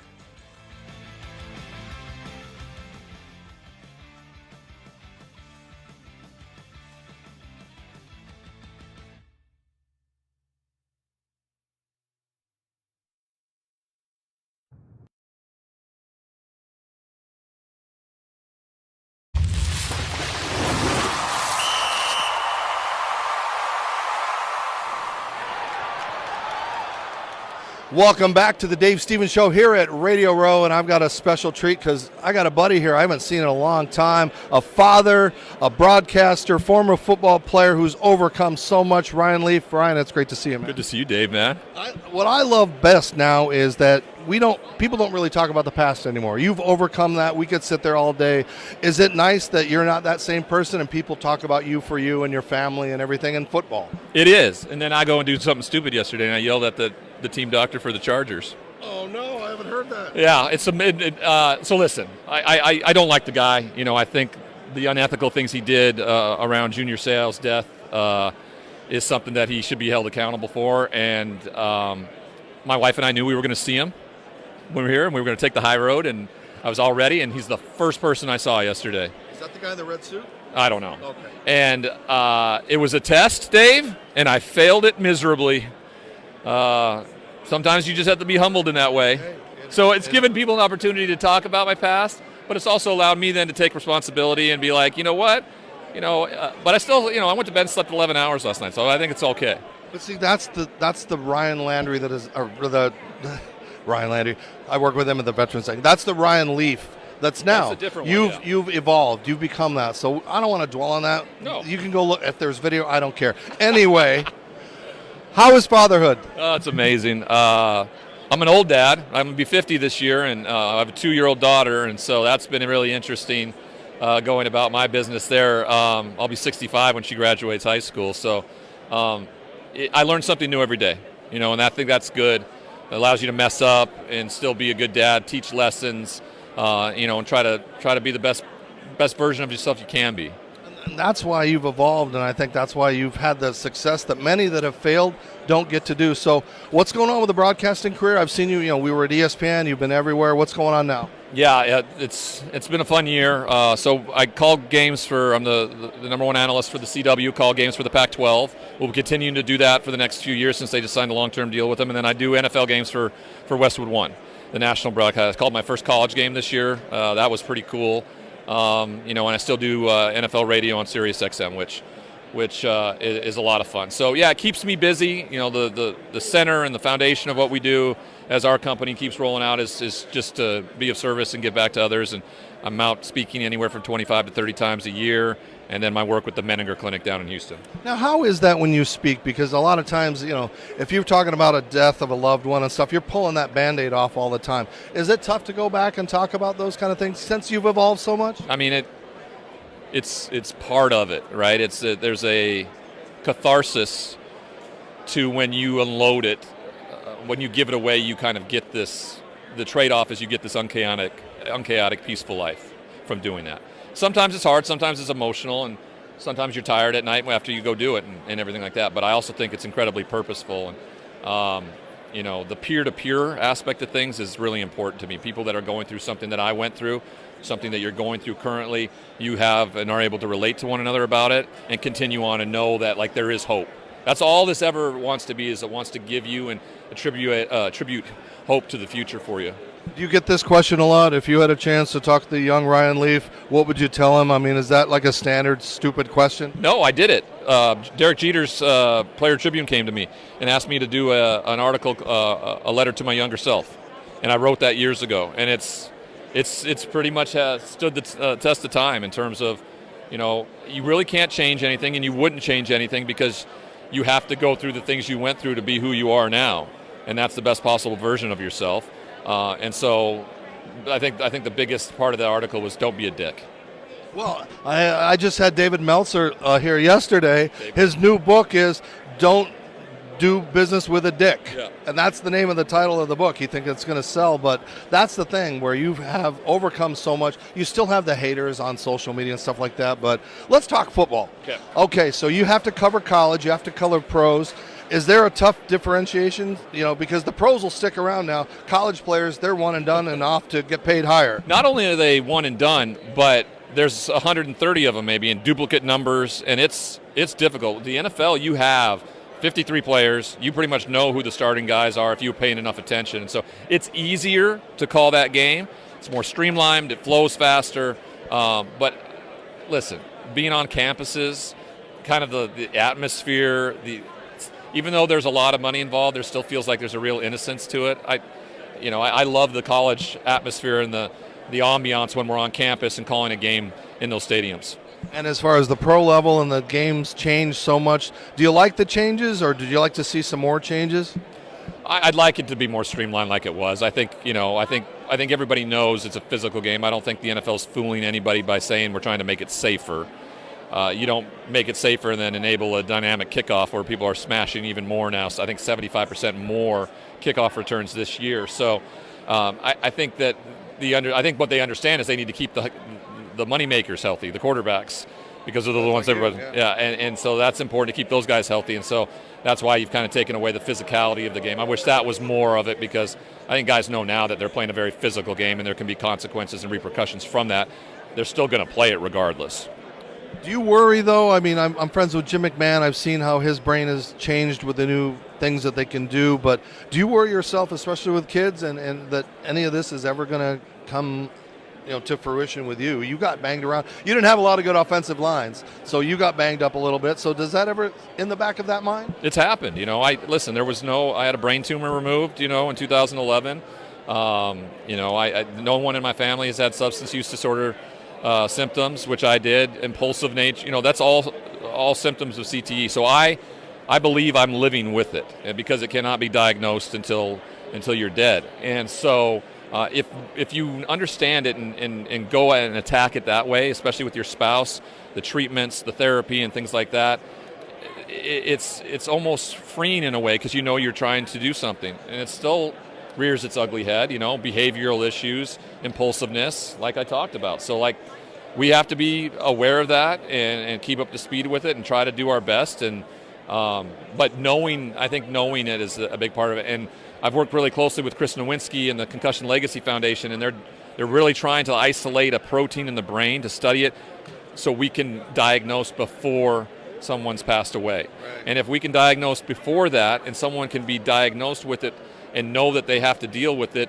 I think that will go a long way to protecting the lives of former athletes or combat veterans or people who have had to deal with traumatic brain injuries. Especially, you were teammates with Junior Seau. I mean, some of the tragedies that we overlook it's horrible. It is horrible, and that was a big reason why I got after that doctor.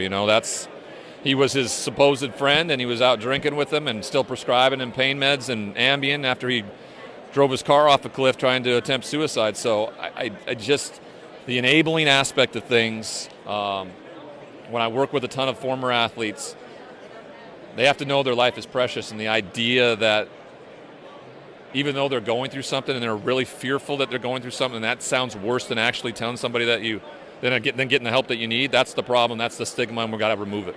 All right, so if people want to hire you to speak, what's the best way to follow you on Instagram or Twitter or website? You should hire his story, man. His story is amazing. I'm on all socials. My DMs are open there at Ryan D. Leaf, and then our website's theryandleaf.com, and that you can really see what we do from a company standpoint. All right, old dad, it was great to see you.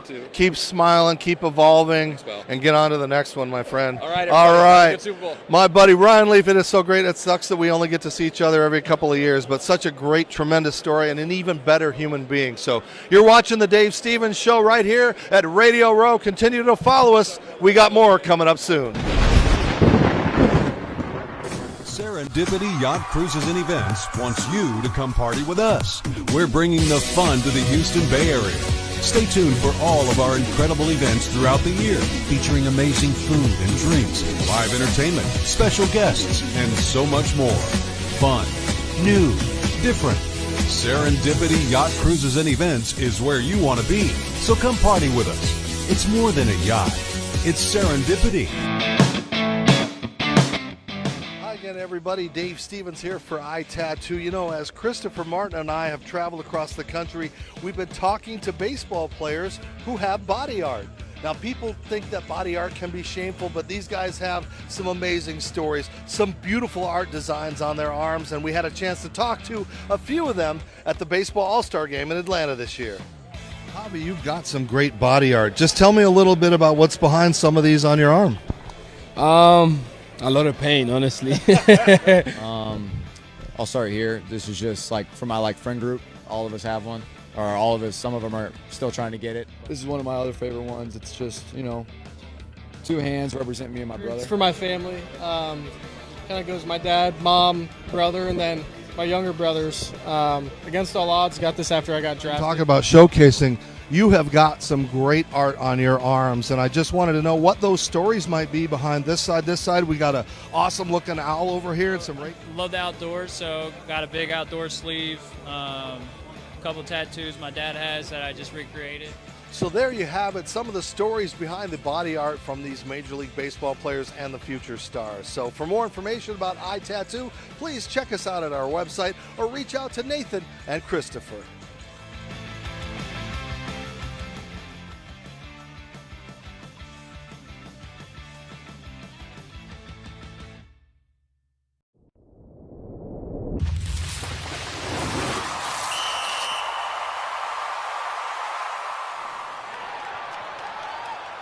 All right, welcome back to the Dave Stevens Show here at Radio Row, and dun dun dun dun dun dun dun. My next guest is quite aware of that theme song. I have Carrie Walsh Jennings. How many gold medals did you end up winning? How many medals overall? Not enough, Dave. 3 gold medals, 1 bronze, and went to 5 games. That's a lot of games, and if you add up 4,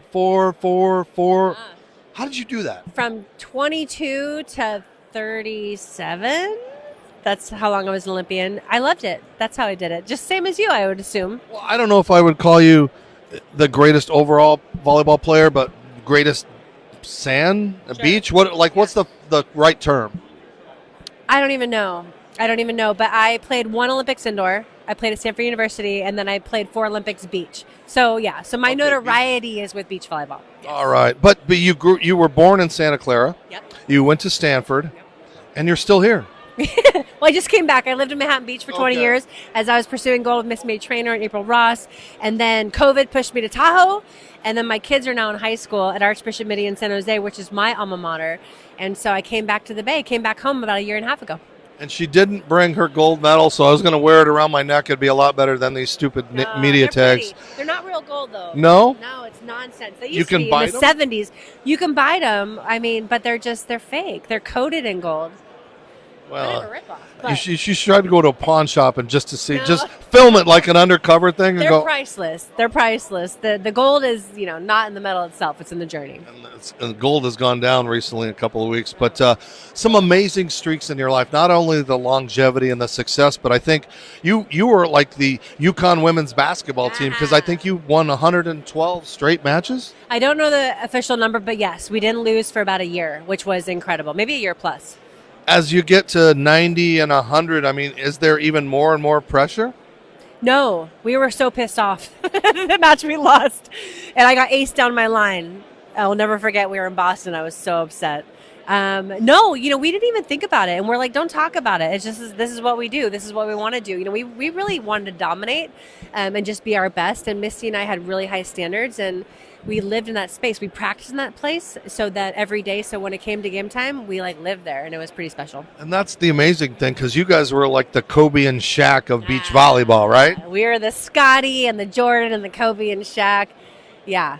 It was awesome. Now, the toll it takes on your body, and I notice it because I've had rotator cuff surgery, so you've had a lot of stuff, right? Yeah, I had 6 shoulder surgeries. I had 2 surgeries at Stanford that really set me up for my next 4 because they were experimental and I didn't really know at the time. But yes, it's part of it. We're warriors, and, kind of injury and dealing with that and outlasting those moments, which all became moments of reckoning for me. When you're facing, we talk preaching to the choir here, but when you're facing adversity, when you're looking in the mirror and being like, do I have more? Do I have enough of my take to come back from this? My answer was always a resounding yes, and so it never got in my way. Yeah, the recovery from rotator, especially, I've had this one done once, these twice, and then now I found out last week there's no rotator. If they do something, they'll take a cadaver, but who needs arms, who needs legs, right? But so Tell me a little bit about what's upcoming, because we don't get to see you a lot of times unless it's a special tournament or it's at the Olympics. So you got something cooking. Women's sports is kind of a bummer that way, where you only see us when the Olympics come around or in collegiate season. But for me, I am part of an ownership group bringing a pro women's volleyball team to Northern California. I am with Major League Volleyball, also known as MLV, and we're in year 3 of the league. Our first serve in NorCal will be 2027. I'm part of an amazing ownership group who likes to win. We want to be the finest franchise that exists in all of the volleyball world, and I'm excited about it. Well, are you going to do some sort of Phillip Rivers thing and come out of retirement and play? Yeah, man, Well, we haven't seen you play in so my long. daughter 2 nights ago was like, Mama, are you done playing the Olympics? And I, like, for the first time in my whole life, there was no hesitation. It was a no. She's like, okay, well, maybe your next one will be when I'm playing. And I love my little scout Marjorie who said that. But, I like have it in me. Like walking around Radio Row and seeing these champions and being around people who, don't believe in the word no, and I can't. It's like, I love that's part of my DNA, and I would love to train with the girls. But more importantly, I want to create an environment of excellence, bring in the right people, have strategic alignments. And women's sports is on a peak right now. We're peaking, and I just never want to peak. I just want to keep ascending like the NFL, like these amazing brands that have been around for so long. And I'm ready to be part of that. I could see a LeBron, Bronny type thing with you and your daughter. Wouldn't that be kind of cool? God, no. No one wants to see me in a bikini these days or in spandex. But no, as long as the girls are playing, have a place to play, like we need platforms, we need engines behind these athletes, because we don't want these girls to peak in college and have nowhere to go. So the pro landscape is extremely important. Major League Volleyball is here to stay. We're going to be an amazing property, and I appreciate you allowing me to talk about it. No, it's great to have you. I mean, this is a legend. You don't get a lot of legends in here other than the football players, so it's nice to, and have a feminine side. A little diversity here. Yeah. So what is the future for you? Like, tell us a little bit about the endeavors and stuff separate from you. You've got the family, you've got 3 kids, you've got a husband that has played and done things. And so tell me a little bit. Let's update the people that haven't seen you. Okay, well, mama's number one. My family is everything to me, so as long as things are good there, then I can go and have wings. I have my foundation, P1440. We have a for-profit side that allows athletes to train body, mind, and spirit. We give them opportunities to compete and to develop themselves. We have a foundation side that goes into underserved communities that brings in volleyball and access to our sport, which, as you know, club sports prices a lot of people out, and we want to be a solution for that. I have Major League Volleyball. I have something called Hero Beach Volley, which is a pro-am that we're bringing beach volleyball to new markets. I really want to bring beach volleyball to the country club audience. There you go. So we were in Montauk last year, we'll be in Montauk this year, and in Carmel this year, going to these bougie audiences that help pay the bills. Billie Jean King, about a year and a half ago, I heard her say, people in women's sports need to be talking to the billionaires, not the millionaires. And God bless her for saying that, because it's true. God bless all of them. But when you talk to billionaires who know what it takes to run franchises, to run leagues, that's who we're aligning with in MLV. And so the sky's the limit. And I know you got to go, but you were pregnant playing volleyball. Did you worry you might take a serve to the stomach or something? It was so early on in my pregnancy, and I'm built to do both. So no, it was just a joy. Actually, I found out I was pregnant in London during the games, and it literally cut the tension and the stress of the games in half, because I'm like, fuck, I'm living my dreams. I can't fail. I got my baby inside of me, and I'm, competing for gold medals. So it was an honor. All right. It's been an honor to spend a little time with you. I know you got a blast, but where can they find you? Where can they follow you? And what's the best way to keep up with what you got going? At MLV NorCal, at Carolee Walsh, I believe. Find me. I'm easy to find. Carrie Walsh Jennings. Thanks for having me, Dave. What about your MySpace page? No? Oh, I don't know. Does that exist? I don't know. Just track me down. Ask Dave. He'll point you in the right direction. All right. Thanks so much for joining us. Thank Yes. you. All right. Gold medal winners. They don't come often here, and here they are. So, all right. Yeah, I wanted to wear it. I was going to steal it, too. So, all right. Radio Row, Super Bowl 60, Carrie Walsh Jennings. Doesn't get much better than a legend like that. So continue. We are here at Radio Row putting out the stars, putting on the hits. Make sure you're watching your home TV, the Disability Channel, and support the Mark Network. I'm Dave Stevens. I don't know who we'll have next, but we'll have them. Serendipity Yacht Cruises and Events wants you to come party with us. We're bringing the fun to the Houston Bay Area. Stay tuned for all of our incredible events throughout the year, featuring amazing food and drinks, live entertainment, special guests, and so much more. Fun, new, different. Serendipity Yacht Cruises and Events is where you want to be. So come party with us. It's more than a yacht. It's serendipity. again, everybody. Dave Stevens here for iTattoo. You know, as Christopher Martin and I have traveled across the country, we've been talking to baseball players who have body art.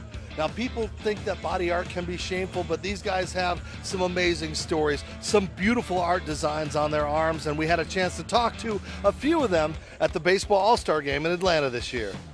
Javi, you've got some great body art. Just tell me a little bit about what's behind some of these on your arm. A lot of pain, honestly. I'll start here. This is just like for my friend group. All of us have one, or all of us.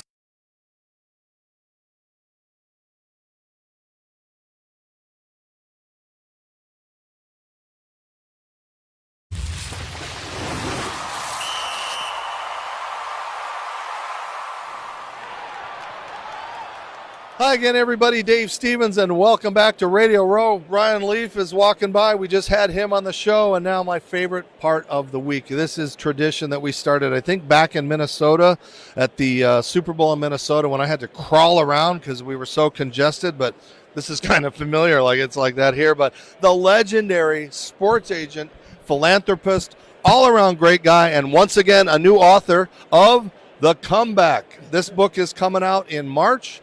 Again, this is Lee's life story because he has made a great comeback when he battled addiction and has been sobriety. You just celebrated another milestone. No, next month it'll be, if everything goes well, it'll be 16 years. You're going to want to drink after dealing with all this stuff. But all right, so tell us about the book, what went into it, and why do we need to read it? So in life, inevitably, there will be setbacks. They can be financial, they can be health, they can be marital or relationships, they can be, in my case, substance abuse and alcohol. So when that happens, the question is, can you come back? Can you be resilient? Can you find light at the end of the tunnel? Can you find meaning and purpose in your life again? And the answer is yes. And The Comeback tells my story, but it also tells stories of people like Steve Young and Troy Aikman and Warren Moon and Mahomes, and adversity they suffered and how they came back. So it's meant to hopefully inspire people who are going through life's problems that they can find light at the end of the tunnel. And we know the struggles that you had and some of the lowest points when it did impact your career as a sports agent. So, you know, now that you have come this journey, was writing this book any kind of therapy or really good for you? Like, did it help heal any of those old wounds? Actually, it was sort of agonizing to realize that other person pretending to be me was me, and the rest of it. But, you know, you come to the point in life where what's important. And what's important is treasuring relationships, especially family, and then trying to make a meaningful difference in the world and help people who can't help themselves. And that really is the crystallization of that reflective process. And it's kind of ironic because early in your career, you talked about Warren Moon. You mentored them to evolve and to become more than just a football player. And now you kind of have to take your own advice. Exactly. So what we had them do, Dave, is to retrace their roots. And we asked every athlete to go back to the high school, set up a scholarship fund, work at the Boys and Girls Club, and then go on to the college and do a similar thing. And then at the pro level, set up a charitable foundation that targets a particular cause and has the leading political figures, community leaders, and business figures on a board to help a program like Warwick Dunn putting the 200th single mother and her family in the first home they'll ever own. So you continue to be a sports agent. What are the challenges like now, especially with NILs and all these things that we are dealing with? And again, well, you go to this agent, we're going to get more. We talk about a Drew Rosenhaus who acts and does things a little differently than you do. So what is the challenge like now? It's an extraordinary change in the whole culture of high school and college sport, because it means that a 15-year-old in high school can be hiring a marketing agent to try to put financial deals together. And then high school to college has become this massive bidding war. And then once someone arrives at the school, there's transfer portal, another opportunity. So it's all money. And to try to find a role model, sophisticated 15-year-old that would listen to what I think their demands and their responsibility is going to be a long task. Well, they're going to find agents that are going to tell them the things they want to hear and not be brutally honest. And just give them money. So I think the combination, the coalescing of gambling, introduction to sports, conference realignment, and NIL has just created chaos. And it's funny because they're doing now what they did illegally and got away with years and years ago, and these kids can make more in college than they can in the pros. Well, not a high round draft pick, because even if they make $5 or $6 million in campus, the first pick in the NFL draft is going to get like a $25 million bonus. So what's the future like for Lee Steinberg? I know you have a lot of philanthropic things that you're working on. We have the important party this week, which, again, it's a party, but it also educates people in what's going on with your mind, the latest technologies as far as advancements, the things you can do to rewire the brain. So talk a little bit about this party, which is how many in a row? 39. The first one was in San Francisco back in 1985. It was in my house, and people got drunk, and I found them lying on the couches in the morning. But that's a good party. So it's our 39th. It's sponsored by Hoag Hospital and by AARP. We have a couple hours of brain health summit. So we have neurologists talking about brain health. We have a longevity lounge. We're promoting the Scouting USA, and we give humanitarian awards to an owner. It's going to be Art Rooney this year of Pittsburgh, and Steve Young is getting an award. Steve Young's getting an award. So it's sort of trying to make a difference. I'm still working on the Concussion Foundation that we set up a year ago to bring healing and health. I've got all sorts of projects. I even have a project where we're going to create a sports-type agency for doctors. It's called MD Envoy. And so with a doctor named Michael Soup, to give them the same level of representation that athletes have. And you still have the Agent Academy, and you're constantly on the road. I would ask you when you sleep, but you don't. In the afterlife, there will be time. Yeah, I just had a big MRI on my both of my shoulders, and I was in there for an hour, and I'm like, you know what? I think I want to be cremated because I really don't want to be in a coffin. Oh my God, that's and the noise. They put earphones on you, but it's like a pneumatic hammer. Yeah, exactly. So as we leave you, and I talk about, I want to leave my legacy. So what do you want that Lee Steinberg legacy to be? That we all have a responsibility to make a positive difference in the world in our own time, in our own way. And we all can dream the world we'd like to see and work to get to it. All right. The book is called The Comeback, and it is a comeback, and it's a successful one. Just as we saw Ryan Leaf walk by. Again, you make sure you get this book. You can order it on Amazon and all of the normal book places, wherever you get them. Right. You can order it and pre-order it, and then it'll be out next month.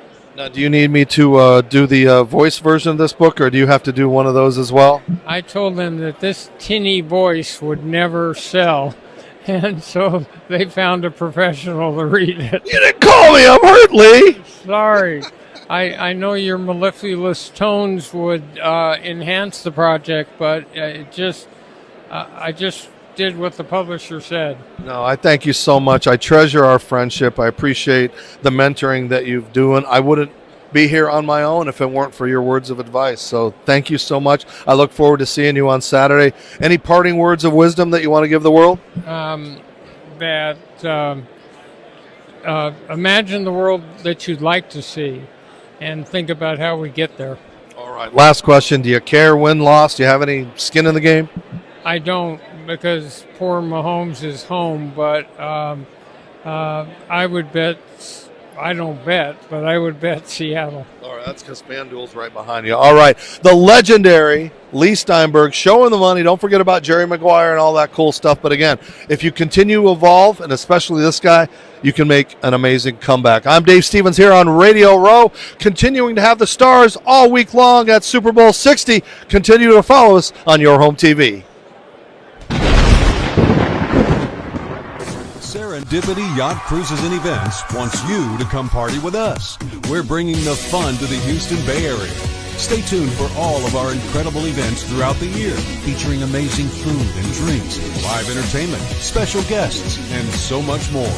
Fun, new, different. Serendipity Yacht Cruises and Events is where you want to be. So come party with us. It's more than a yacht.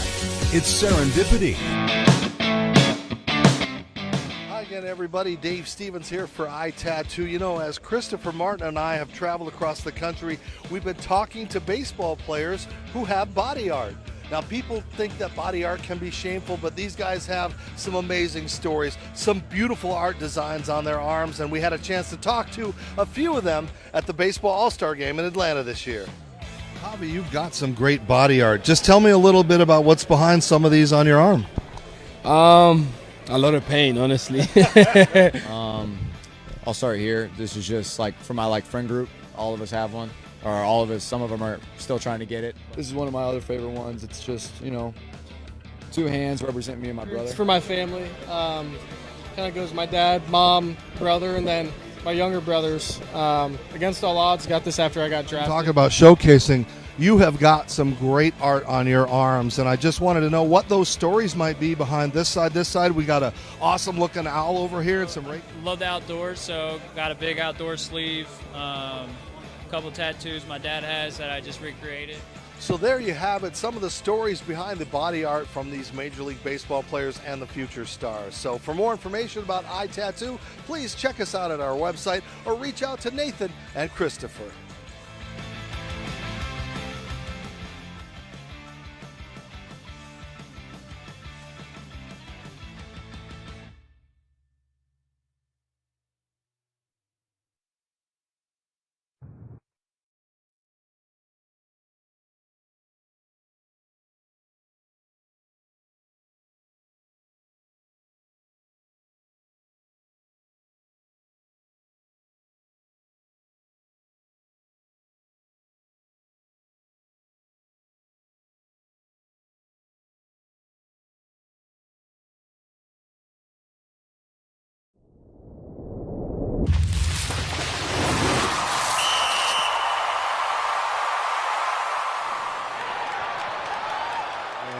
One. Welcome back to the Dave Stevens Show, and a very special treat. I've got Troy, who's been out in the field all week long getting interviews, and he goes, you know what, would you like to talk to Adam Thielen? Because we go way back, so all right, let's talk to Adam Thielen. So, Adam, I'm so sad, man. You're done. You retired. You called it quits. So what was behind that? Yeah, I mean, just 13 years, giving everything I got, just kind of the writing was on the wall this year, just kind of with, taking a lesser role and things like that. Got out healthy, feel great. Obviously tough because I know I can still do it and feel great, but ready to kind of move on and see what the next chapter looks like. Troy, what are some of your memories of this guy? Man, I have so many 19 memories. I mean, the Saints games, the playoffs, the Metrodome, the U.S. Bank. I mean, I think back to the Diggs game. I mean, he had a big game in that game. Minnesota loves this guy, and they'll still support him well after his career. All right. Adam, let's pretend this is a beer and we're having a beer together. So what was that one memory or that one moment that sticks out in your career? I mean, honestly, it's just like all my teammates. It's not like one memory of one game. Obviously you look at the Minneapolis Miracle and things like that, they stick out, but it's like, man, all those guys that I met and built relationships with, and not only just the guys in the locker room, the strength staff and the athletic training staff and the nutritionists and the people in the meal room. Like, there's just so many people that influenced us and made an impact, and you build these relationships, especially when you're there for 10 years and then back again. You just build some really cool relationships that I'll cherish forever. And I know Troy and I discussed this. We were sad you came back, and I can say it, you don't have to. You weren't utilized the way we thought that the Vikings offense should have. But in a nice way, they kind of let you go to have that opportunity to get one more shot at the playoffs and stuff. So what was Pittsburgh like? Yeah, obviously not an ideal situation to like have to leave a place that means so much to me, but just so thankful. The organization, obviously, like you said, they definitely didn't have to do that, and just allowing me just to go finish just playing. Like, it had nothing to do with winning or going to the playoffs or being a part of that. It all just was like I just wanted to go and compete and give it my all one last chance before I was done. And again, the Vikings, were so great about it and allowing me to do that. And it was a very unique experience going somewhere for such a short amount of time. And every game was basically a playoff game from the moment I got there. I got there on a Tuesday night, like at midnight. And that week played in Baltimore for a huge game against our division rival. And pretty much if you lose that game, you're out of the playoffs. So played in like 5-6 straight weeks of playoff games, which was fun.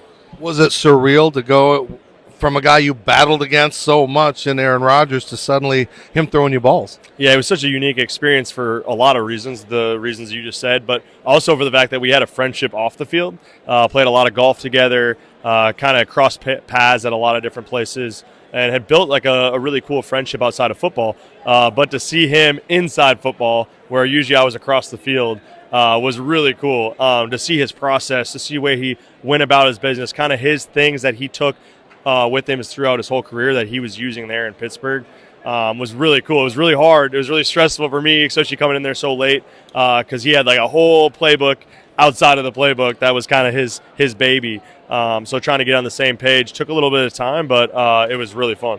And Troy, he's talking about golf. Have you taken some of his money when you guys have been playing golf together? No, I don't know if he's played in the 3M. Have you done the celebrity tournament in Minneapolis? Okay, yeah, then I'm sure I probably have. But I want to ask you about your foundation. Tell us what it benefits and what about it. Yeah, Thielen Foundation, we made our mission statement broad. It's helping youth reach their full potential, and we did that because we wanted to make sure that we could make an impact if an opportunity came in any area that had to do with youth and helping them reach their full potential.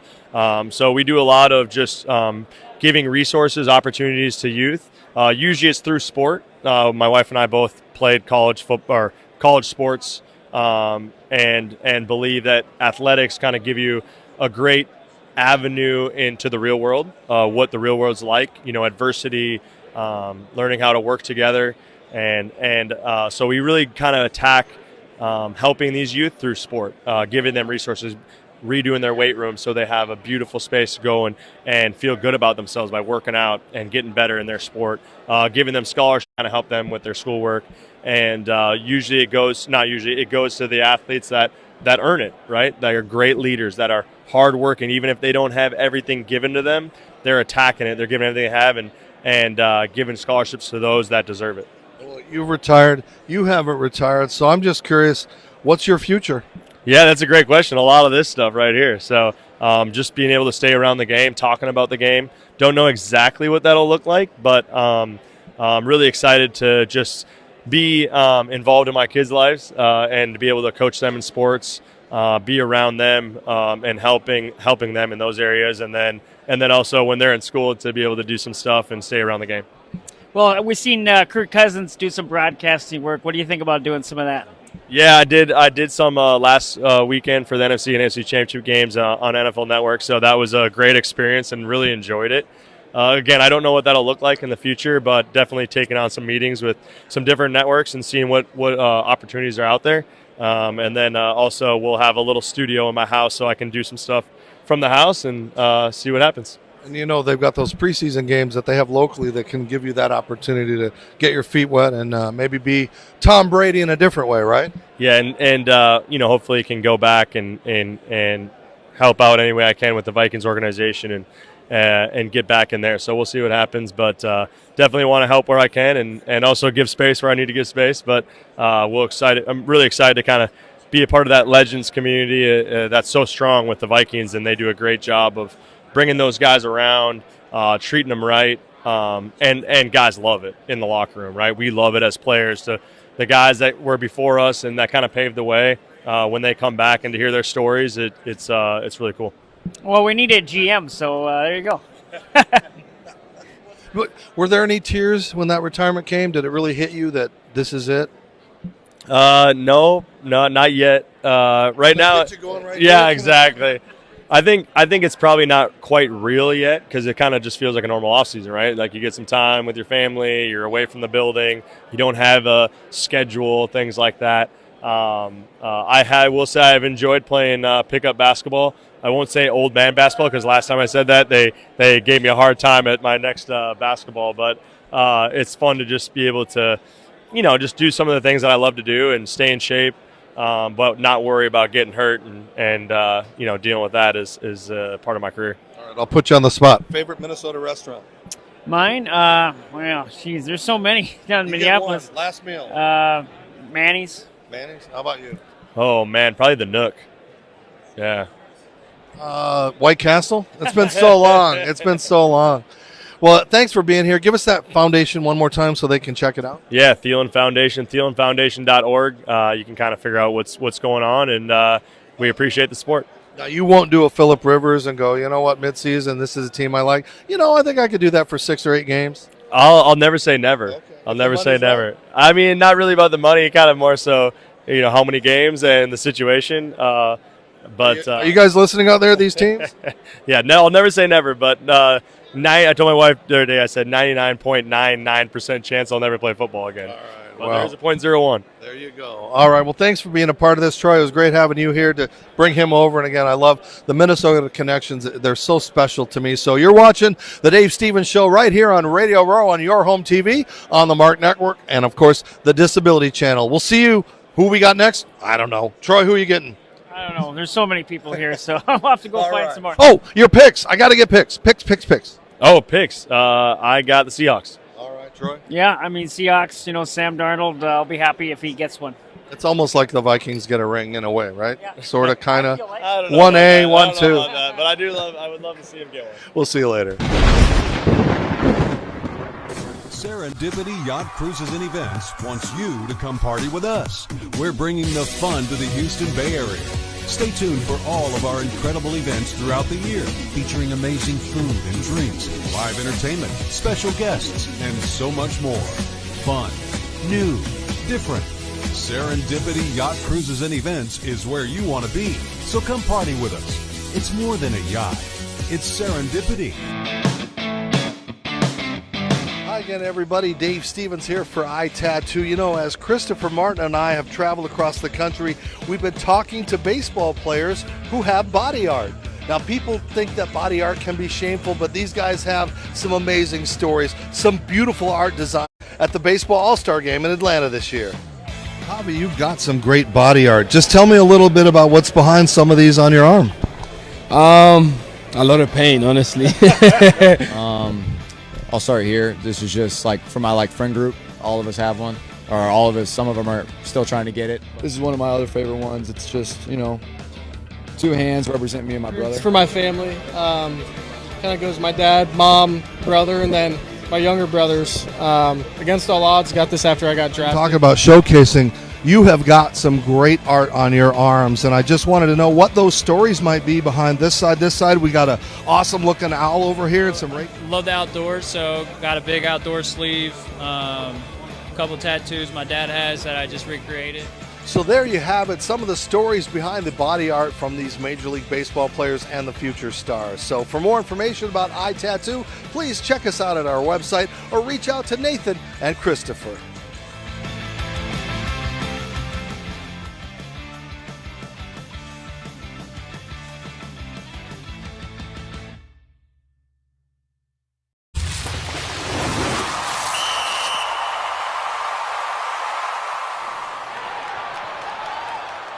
Welcome back to the Dave Stevens Show here on Radio Row, and I'm so excited for our next segment because we got a big thing going on this weekend, and I've got 2 stars of this weekend. I've got the legendary Kyle Rudolph, former Minnesota Viking, so I'm really happy to have you here, and legendary chef extraordinaire Andrew Zimmern. How many Super Bowls is this for you, my friend?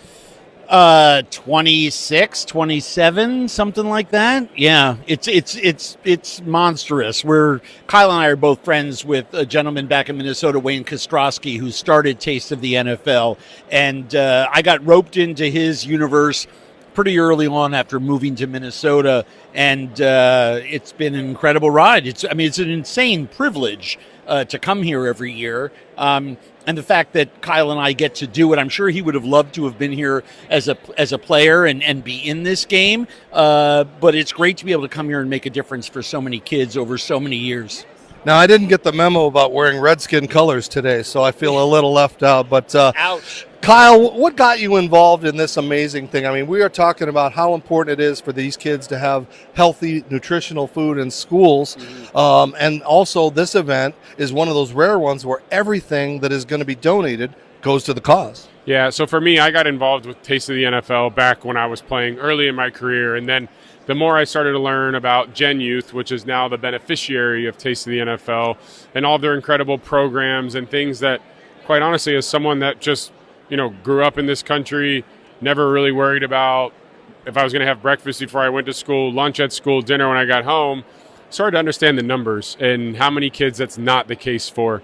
So understanding what Taste of the NFL does and the impact that it makes. So I also serve on the board at Gen Youth, and it's an incredible event. I get to walk around and eat unbelievable food from incredible chefs like Andrew. It's one of my favorite events of the week here at Super Bowl week. And most importantly, it does a lot of good, and it makes a huge difference in this community and the other 31 NFL club markets as well. Now, I understand you're working on something very special for this Super Bowl. The Cioppino. I'm in San Francisco. I try when I'm doing a dish for Taste of the NFL to salute the host city and also choose something that nobody can believe that I can pull off. So far, we haven't had a dud. I'm hoping that this year works out too. But doing Cioppino, the classic seafood soup of San Francisco, in San Francisco at scale is the kind of challenge that I like. I thought you meant walking around with Kyle, and I was going to say, I know, but that was a funny joke. Well, yeah, it is a funny joke. I think Kyle was thinking you were going to come up with rice-a-roni or something like that. That is a San Francisco treat, right? You want to know something? Some of the chefs and I were talking to each other, and we're all like, oh, we missed that one, because I would have loved to do like rice-a-roni from scratch and add some things into it and actually, a nod to rice-a-roni. And then I found out that the company that makes it is actually going to do something like that as an installation, sponsor installation at the event. I will tell you this. If you are out there and you're like, well, I'm not going to get to San Francisco, right? Go to genyouthnow.org, spread the word, copy the URL, tell everyone in your, on your email list all about this organization, about the need for feeding kids in schools. Second thing, if you're going to be in LA next year, buy your tickets. When this one's over, you can go sign up, put your name on the list. By all means, go to tasteofthenfl.com, see what it's all about, because we're going to do it in LA, and every year it keeps getting bigger and better. The other thing that I would say that I think is really, really, really important, Gen Youth Now, and why I'm so proud to align myself with it, and I'm sure it's why Kyle is so proud to have his name associated with it, he's on the board of directors, is they're targeting a very small, relatively small group. Like, people are saying, wow, hunger's a global problem. Why shouldn't we be spreading that? What are you going to do? Give a half a cent to everywhere in the world? I think what's vitally important as someone who's involved in hunger relief causes, both big and small, is we need to support organizations like Gen Youth that are feeding kids in schools and putting in exercise programs and equipment and doing all kinds of other programmatic stuff to improve the outcomes for kids. We also need to make sure to be helping like the really big, UN World Food Program, right? The largest global humanitarian organization on earth. The more that we can address hunger issues everywhere, the better. I like what Gen Youth is doing right now because they're solving a problem. They're doing it tactically, and they're doing it the smart way. So this thing is a big thing. I know Anne-Marie said the tickets were just about gone. I mean, that's a big thing. You've been a part of this for a while as a player. What do you look forward to at these events? Tasting their dishes. I'm a foodie. I love to eat good food, and we're so fortunate to have chefs like Andrew, Mark Bucher, Carla Hall, just unbelievable chefs that are so kind and generous and donate their time and come make incredible meals. And, I mean, you can't beat it. You walk around for 4 hours, taste unbelievable food, and oh, by the way, you're making a difference, not in just this community, but a bunch of other communities as well. By the way, also, because I know you like a nice glass of wine, 75 different wineries from all over Northern California, 20 different spirits companies, 100 players, Hall of Famers, legends, all walking around, celebrities of all types. It really is an incredible party. And so to be able, Wayne used to call it the party with a purpose. And I just love that idea. We can have a good time and celebrate and give back at the same time. All right, again, it's Saturday from 4 to 7 at the Hibernia in San Francisco. And again, you've also got NFL stars like Bryant Young and Mark Mighty Mouse McMillan, who's pulling double duty. There's a lot of guys out there that think they're chefs, but I guess he's pretty serious about it. I'm not. I know my role when I go there, hang out, shake hands, and eat a lot of really good food. You won't see me cooking anything. Oh, you could do peanut butter and jelly with a crust cut off or something like that, right? Yeah, I am so bad we would just go get Uncrustables. Like, I can't even do that. Put them on a stick, freeze them, you've invented something.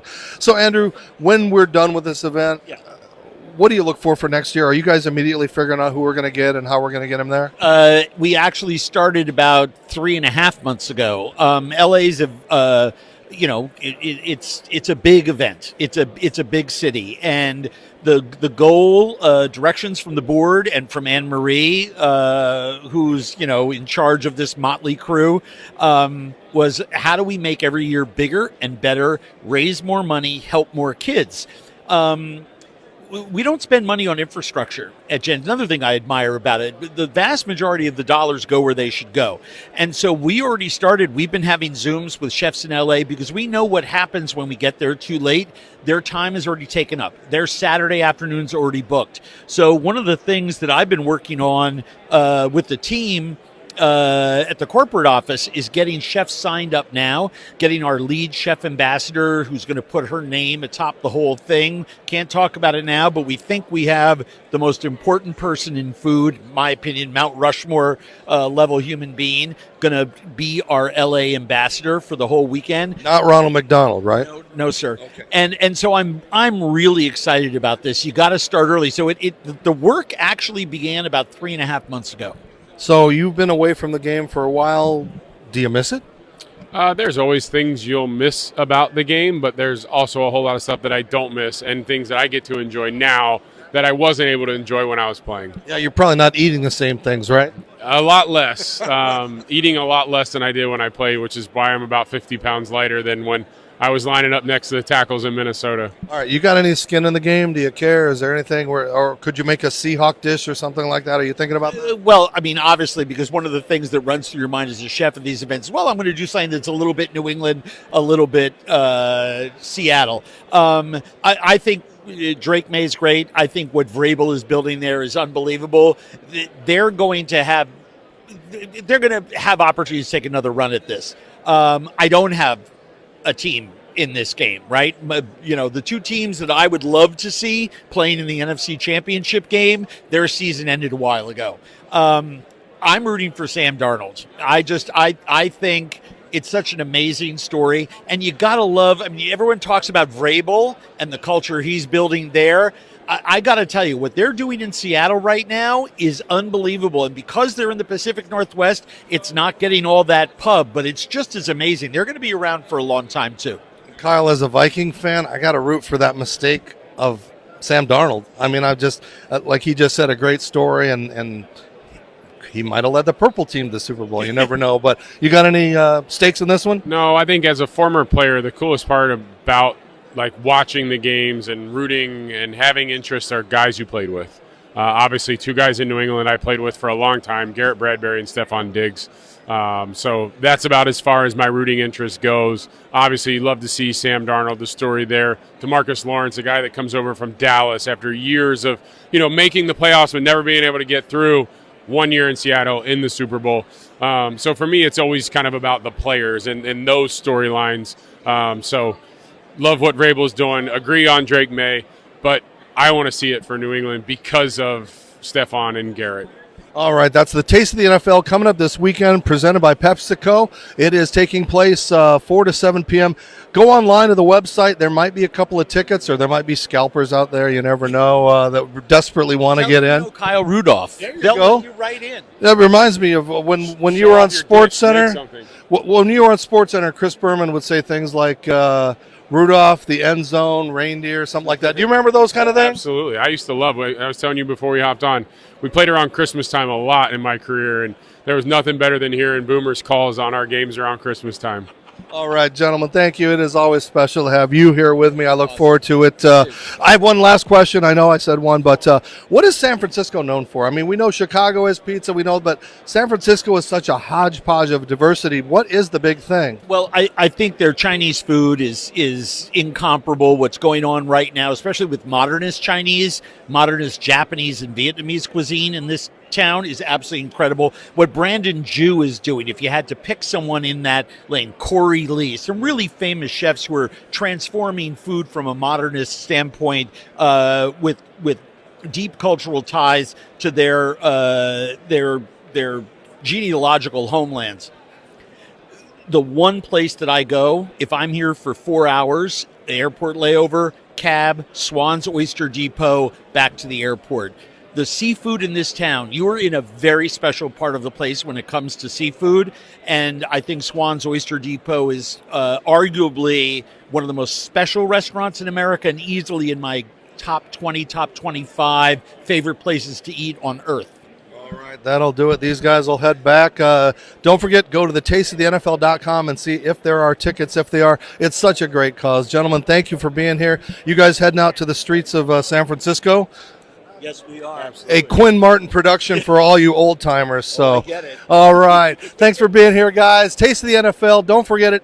Jen, what you guys do for the kids is amazing. And we had Amory here yesterday, talking about it. So get out there, go to the website, try to find the tickets. Maybe the scalpers are out there. So, gentlemen, thank you guys so much. This is the Dave Stevens Show, Radio Row, Super Bowl 60. Now I'm hungry. You guys never bring samples. You never bring samples. You gotta come. You gotta show up. All right, stay with us. Serendipity Yacht Cruises and Events wants you to come party with us. We're bringing the fun to the Houston Bay Area. Stay tuned for all of our incredible events throughout the year, featuring amazing food and drinks, live entertainment, special guests, and so much more. Fun, new, different. Serendipity Yacht Cruises and Events is where you want to be. So come party with us. It's more than a yacht. It's serendipity. Hi again, everybody. Dave Stevens here for iTattoo. As Christopher Martin and I have traveled across the country, we've been talking to baseball players who have body art. Now, people think that body art can be shameful, but these guys have some amazing stories, some beautiful art designs on their arms, and we had a chance to talk to a few of them at the Baseball All-Star Game in Atlanta this year. Bobby, you've got some great body art. Just tell me a little bit about what's behind some of these on your arm. A lot of pain, honestly. I'll start here. This is just like for my friend group. All of us have one, or all of us. Some of them are still trying to get it. This is one of my other favorite ones. It's just two hands represent me and my brother. It's for my family. Kind of goes my dad, mom, brother, and then my younger brothers. Against all odds, got this after I got drafted. Talk about showcasing. You have got some great art on your arms, and I just wanted to know what those stories might be behind this side. This side, we got an awesome-looking owl over here and some Love the outdoors, so got a big outdoor sleeve, a couple tattoos my dad has that I just recreated. So there you have it, some of the stories behind the body art from these Major League Baseball players and the future stars. So for more information about iTattoo, please check us out at our website or reach out to Nathan and Christopher.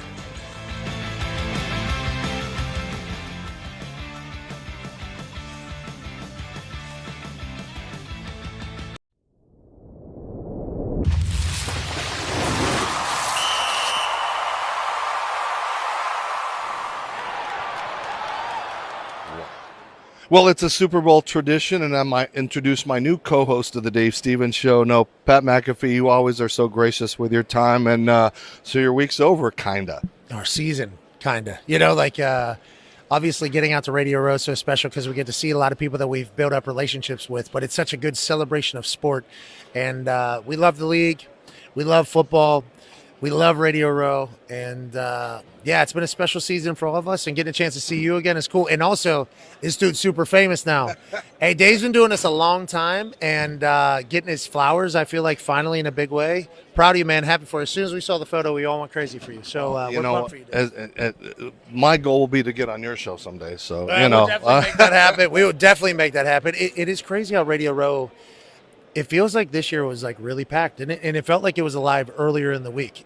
Like we came on a Tuesday, I think like 4 years ago, it was nothing. Now, granted, COVID was a part of that and all that shit, but it felt like this year it was a Monday, Tuesday, Wednesday, Thursday, Friday type thing. I think it's good for the NFL. Do you agree with that? I think it's great. I mean, the bigger growth they can do. I don't agree with having the Pro Bowl here simultaneously because it really diluted credentials. They didn't let us go. I think 8 medias got into the Pro Bowl, and you want to be able to cover it.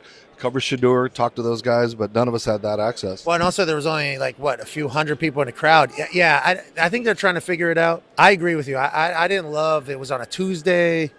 It did feel good because we were in here on Tuesday trying to set our stuff up, and we didn't even know where it was at. So, I think Radio Row is the Super Bowl. Like, I think this is what it's all about. And I think the NFL will continue to grow, but they're trying to figure out that Pro Bowl. You should have been in there. Your ass should have been in there. You know what? I just appreciate being here and being able to see you and the fellowship we've had and the growth of you. I mean, it has been wonderful to have that opportunity to watch an alternative cast with your crew on the ground, just having fun. It's so much of a fresh thing. I wish I could have that for other sporting events, to have you guys do that. And so I hope that ESPN gets wise and go, this is kind of cool. Okay, so we've pitched that.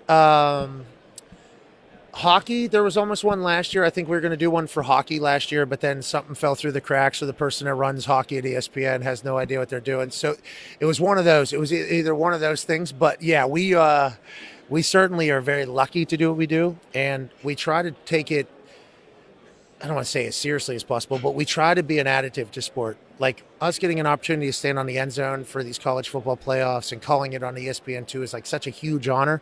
And we understand that not a lot of people get to do it. So we try our best to be an additive, and yeah, maybe more sports in the future. We'll see. Hopefully. We don't normally get to have a beer while you're working on the field on air either. So that's kind of a bonus, right? Yeah. Beers aren't bad. Yeah, beers aren't bad. Like beers rolling in aren't bad. I'm old now with a kid on the way.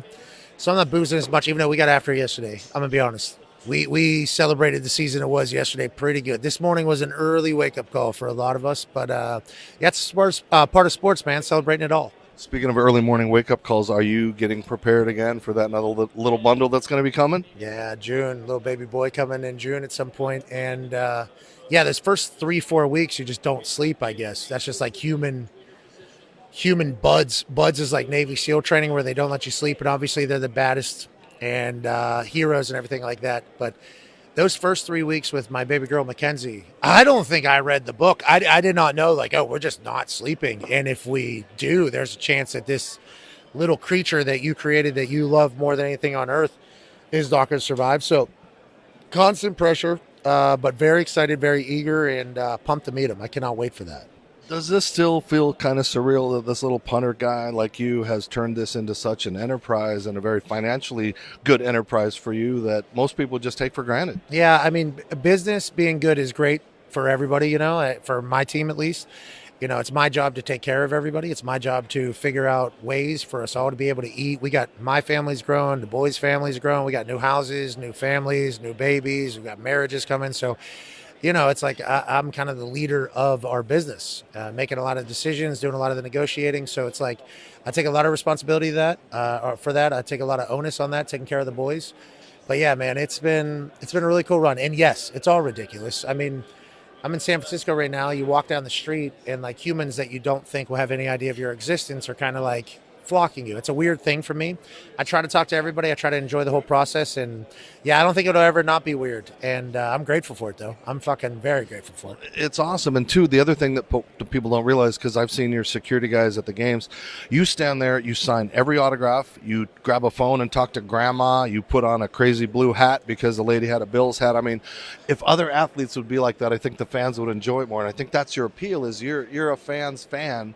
But you also talk sports in a good way. Yeah, well, I appreciate you saying that. Some people's schedules and some people's personalities are obviously different. I a genuinely curious human being.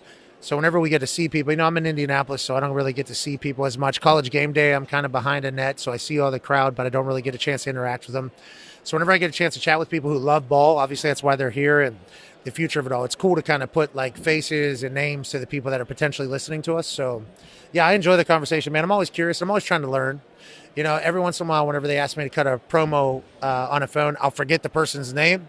That's bad. That's a bad situation. So you always got to figure that out. But yeah, I enjoy talking to people, man. And when it stops, when people stop asking to talk to me, that's when I know it's over, So I'm lucky to do it. I'm thankful to do it. And yeah, the issue is once I start talking, it's hard to get me out of there, because then I enjoy. I had to jump down on the ground just to get 5 seconds. You did a great play. You did a great play. And once again, the fact that everybody's kind of acknowledging you for being fucking awesome is very cool. But yeah, I enjoy talking to people. So, if I have a meeting or something else that's happening with the boys, a lot of people are trying to steer me away from starting any conversations because that's probably a long time. But I genuinely love catching up with people. I think it's a cool thing. And again, you talking about the internet and me blowing up. It's like when ESPN emails you and says, "Hey, we need your footage," and I've got to reply to them and go, "You guys do realize I worked there for 20 years." It's like it's so funny. A lot of humans, though, bro. You got to remember how many different silos. I'm kind of learning that right now. There's a lot of humans that work in these places. How's communication amongst the departments? Who knows?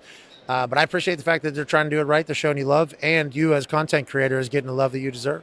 All right. Well, as we wrap up, what are you looking at 5-10 years down the road? Because as you know, as a father, you want to be there for the Little League games, the soccer games, whatever your kids decide to do if they follow in sports. So where are we in 5 to 10 years, do you think? Do you have that plan in mind? Because you're such a good business mind. For a punter, nobody thinks a punter has this intelligence. Yeah, I think the business-wise story will be told someday. I think that'll be told someday. I feel pretty good about where we're at there. 5-10 years, I'm definitely continue to be a present father whenever I'm there. My dad was a truck driver, so long haul truck driver, so he was away from things, but I understood what he was doing. And I think as I grow older, I have much more of a respect for what my dad did for the family and everything like that. So I'm okay with my daughter and future son knowing that their dad works his ass off and tries to go get things. But yeah, I'm definitely going to be there for them. And yeah, I'm excited to watch them grow into whoever they're going to be. And proud dad will certainly be sitting there behind them. I already am. My girl, Mackenzie, I mean, it's not great because I'm certainly going to spoil her, but she starts yelling and throwing it, and I love everything about it. So yeah, I enjoy it all, but 5-10 years from now, just try to be present as possible and see where this whole thing goes. Those boys are going to try to date her in trouble. Huh? Yeah, I think she's got a lot of moxie. She's got a lot of personality. She's obviously a beautiful baby. I'm her dad. She's cute. She can dance well. She looks like she's got a good left foot. She draws. She paints. So she's going to be quite a commodity. Yeah, but we are not worried about relationships. We are worried about becoming the best human of all time, and that might be until she's 30. So that's how we'll keep that thing around. All right, man, it's always a pleasure. Thank you, man. It's not a Super Bowl until we talk, so now it's a Super Bowl. Yeah, and I'm thankful for it every single week. Happy Super Bowl to you, brother. Yes, hey, this is your biggest one by far. 30 of these, and finally I got noticed, right? All you got to do is sit on your butt, right? Hey, overnight success, man. Overnight success. Nobody ever sees everything behind. I appreciate your effort. You inspire us all, brother. Keep going. Thanks. I'll always. And I hope their shoulders are okay. No, they're bad, but that's okay. Well, I think your shoulders are more important than Too much football. Too much football in my case. So power. Yeah. Well, what am I going to do? You got to live your life, and you got to move on. And yes, you do. We going. So the great Pat McAfee, Ken, tune in on the YouTube channel. Tune in on ESPN. Tune in. Where else can you be seen and heard? TikTok. Don't watch my shit. Watch Dave's shit. But I'm thankful you're here, and it's great to see you, brother. Happy Super Bowl. Why aren't you on MySpace? So Tom kicked me out of there. Yeah, Tom kicked me out of there. He became a photographer, started taking pictures, kicked me out of his top 8, and then all of a sudden one thing leads to another. We're out of there. Who do you got in the Super Bowl? My heart wants the Patriots just to start a new dynasty and erase all that. Vrabel deserves it. But then the Minnesota Vikings fan in me is rooting for Sam Darnold. So you've got a couple of Vikings on both sides. But as long as we don't get a blowout like last year, I'll be cool with it. I like that too. For the good of ball. Absolutely. All right, you've been watching the Dave Stevens Show. He's got to get out of here. The security guys have their guns drawn, so I got to get out of here. Dave Stevens Show. Follow us on all social media platforms. You're watching us on your home TV on Roku. Serendipity Yacht Cruises and Events wants you to come party with us. We're bringing the fun to the Houston Bay Area. Stay tuned for all of our incredible events throughout the year, featuring amazing food and drinks, live entertainment, special guests, and so much more. Fun, new, different. Serendipity Yacht Cruises and Events is where you want to be. So come party with us. It's more than a yacht. It's serendipity. Hi again, everybody. Dave Stevens here for iTattoo. You know, as Christopher Martin and I have traveled across the country, we've been talking to baseball players who have body art. Now, people think that body art can be shameful, but these guys have some amazing stories, some beautiful art designs on their arms, and we had a chance to talk to a few of them at the Baseball All-Star Game in Atlanta this year. Javi, you've got some great body art. Just tell me a little bit about what's behind some of these on your arm. A lot of pain, honestly. I'll start here. This is just like for my friend group. All of us have one, or all of us. Some of them are still trying to get it. This is one of my other favorite ones. It's just, you know, two hands represent me and my brother. It's for my family. Kind of goes my dad, mom, brother, and then my younger brothers. Against all odds, got this after I got drafted. Talk about showcasing. You have got some great art on your arms, and I just wanted to know what those stories might be behind this side. This side, we got an awesome-looking owl over here and some Love the outdoors, so got a big outdoor sleeve. A couple tattoos my dad has that I just recreated. So there you have it, some of the stories behind the body art from these Major League Baseball players and the future stars. So for more information about iTattoo, please check us out at our website or reach out to Nathan and Christopher.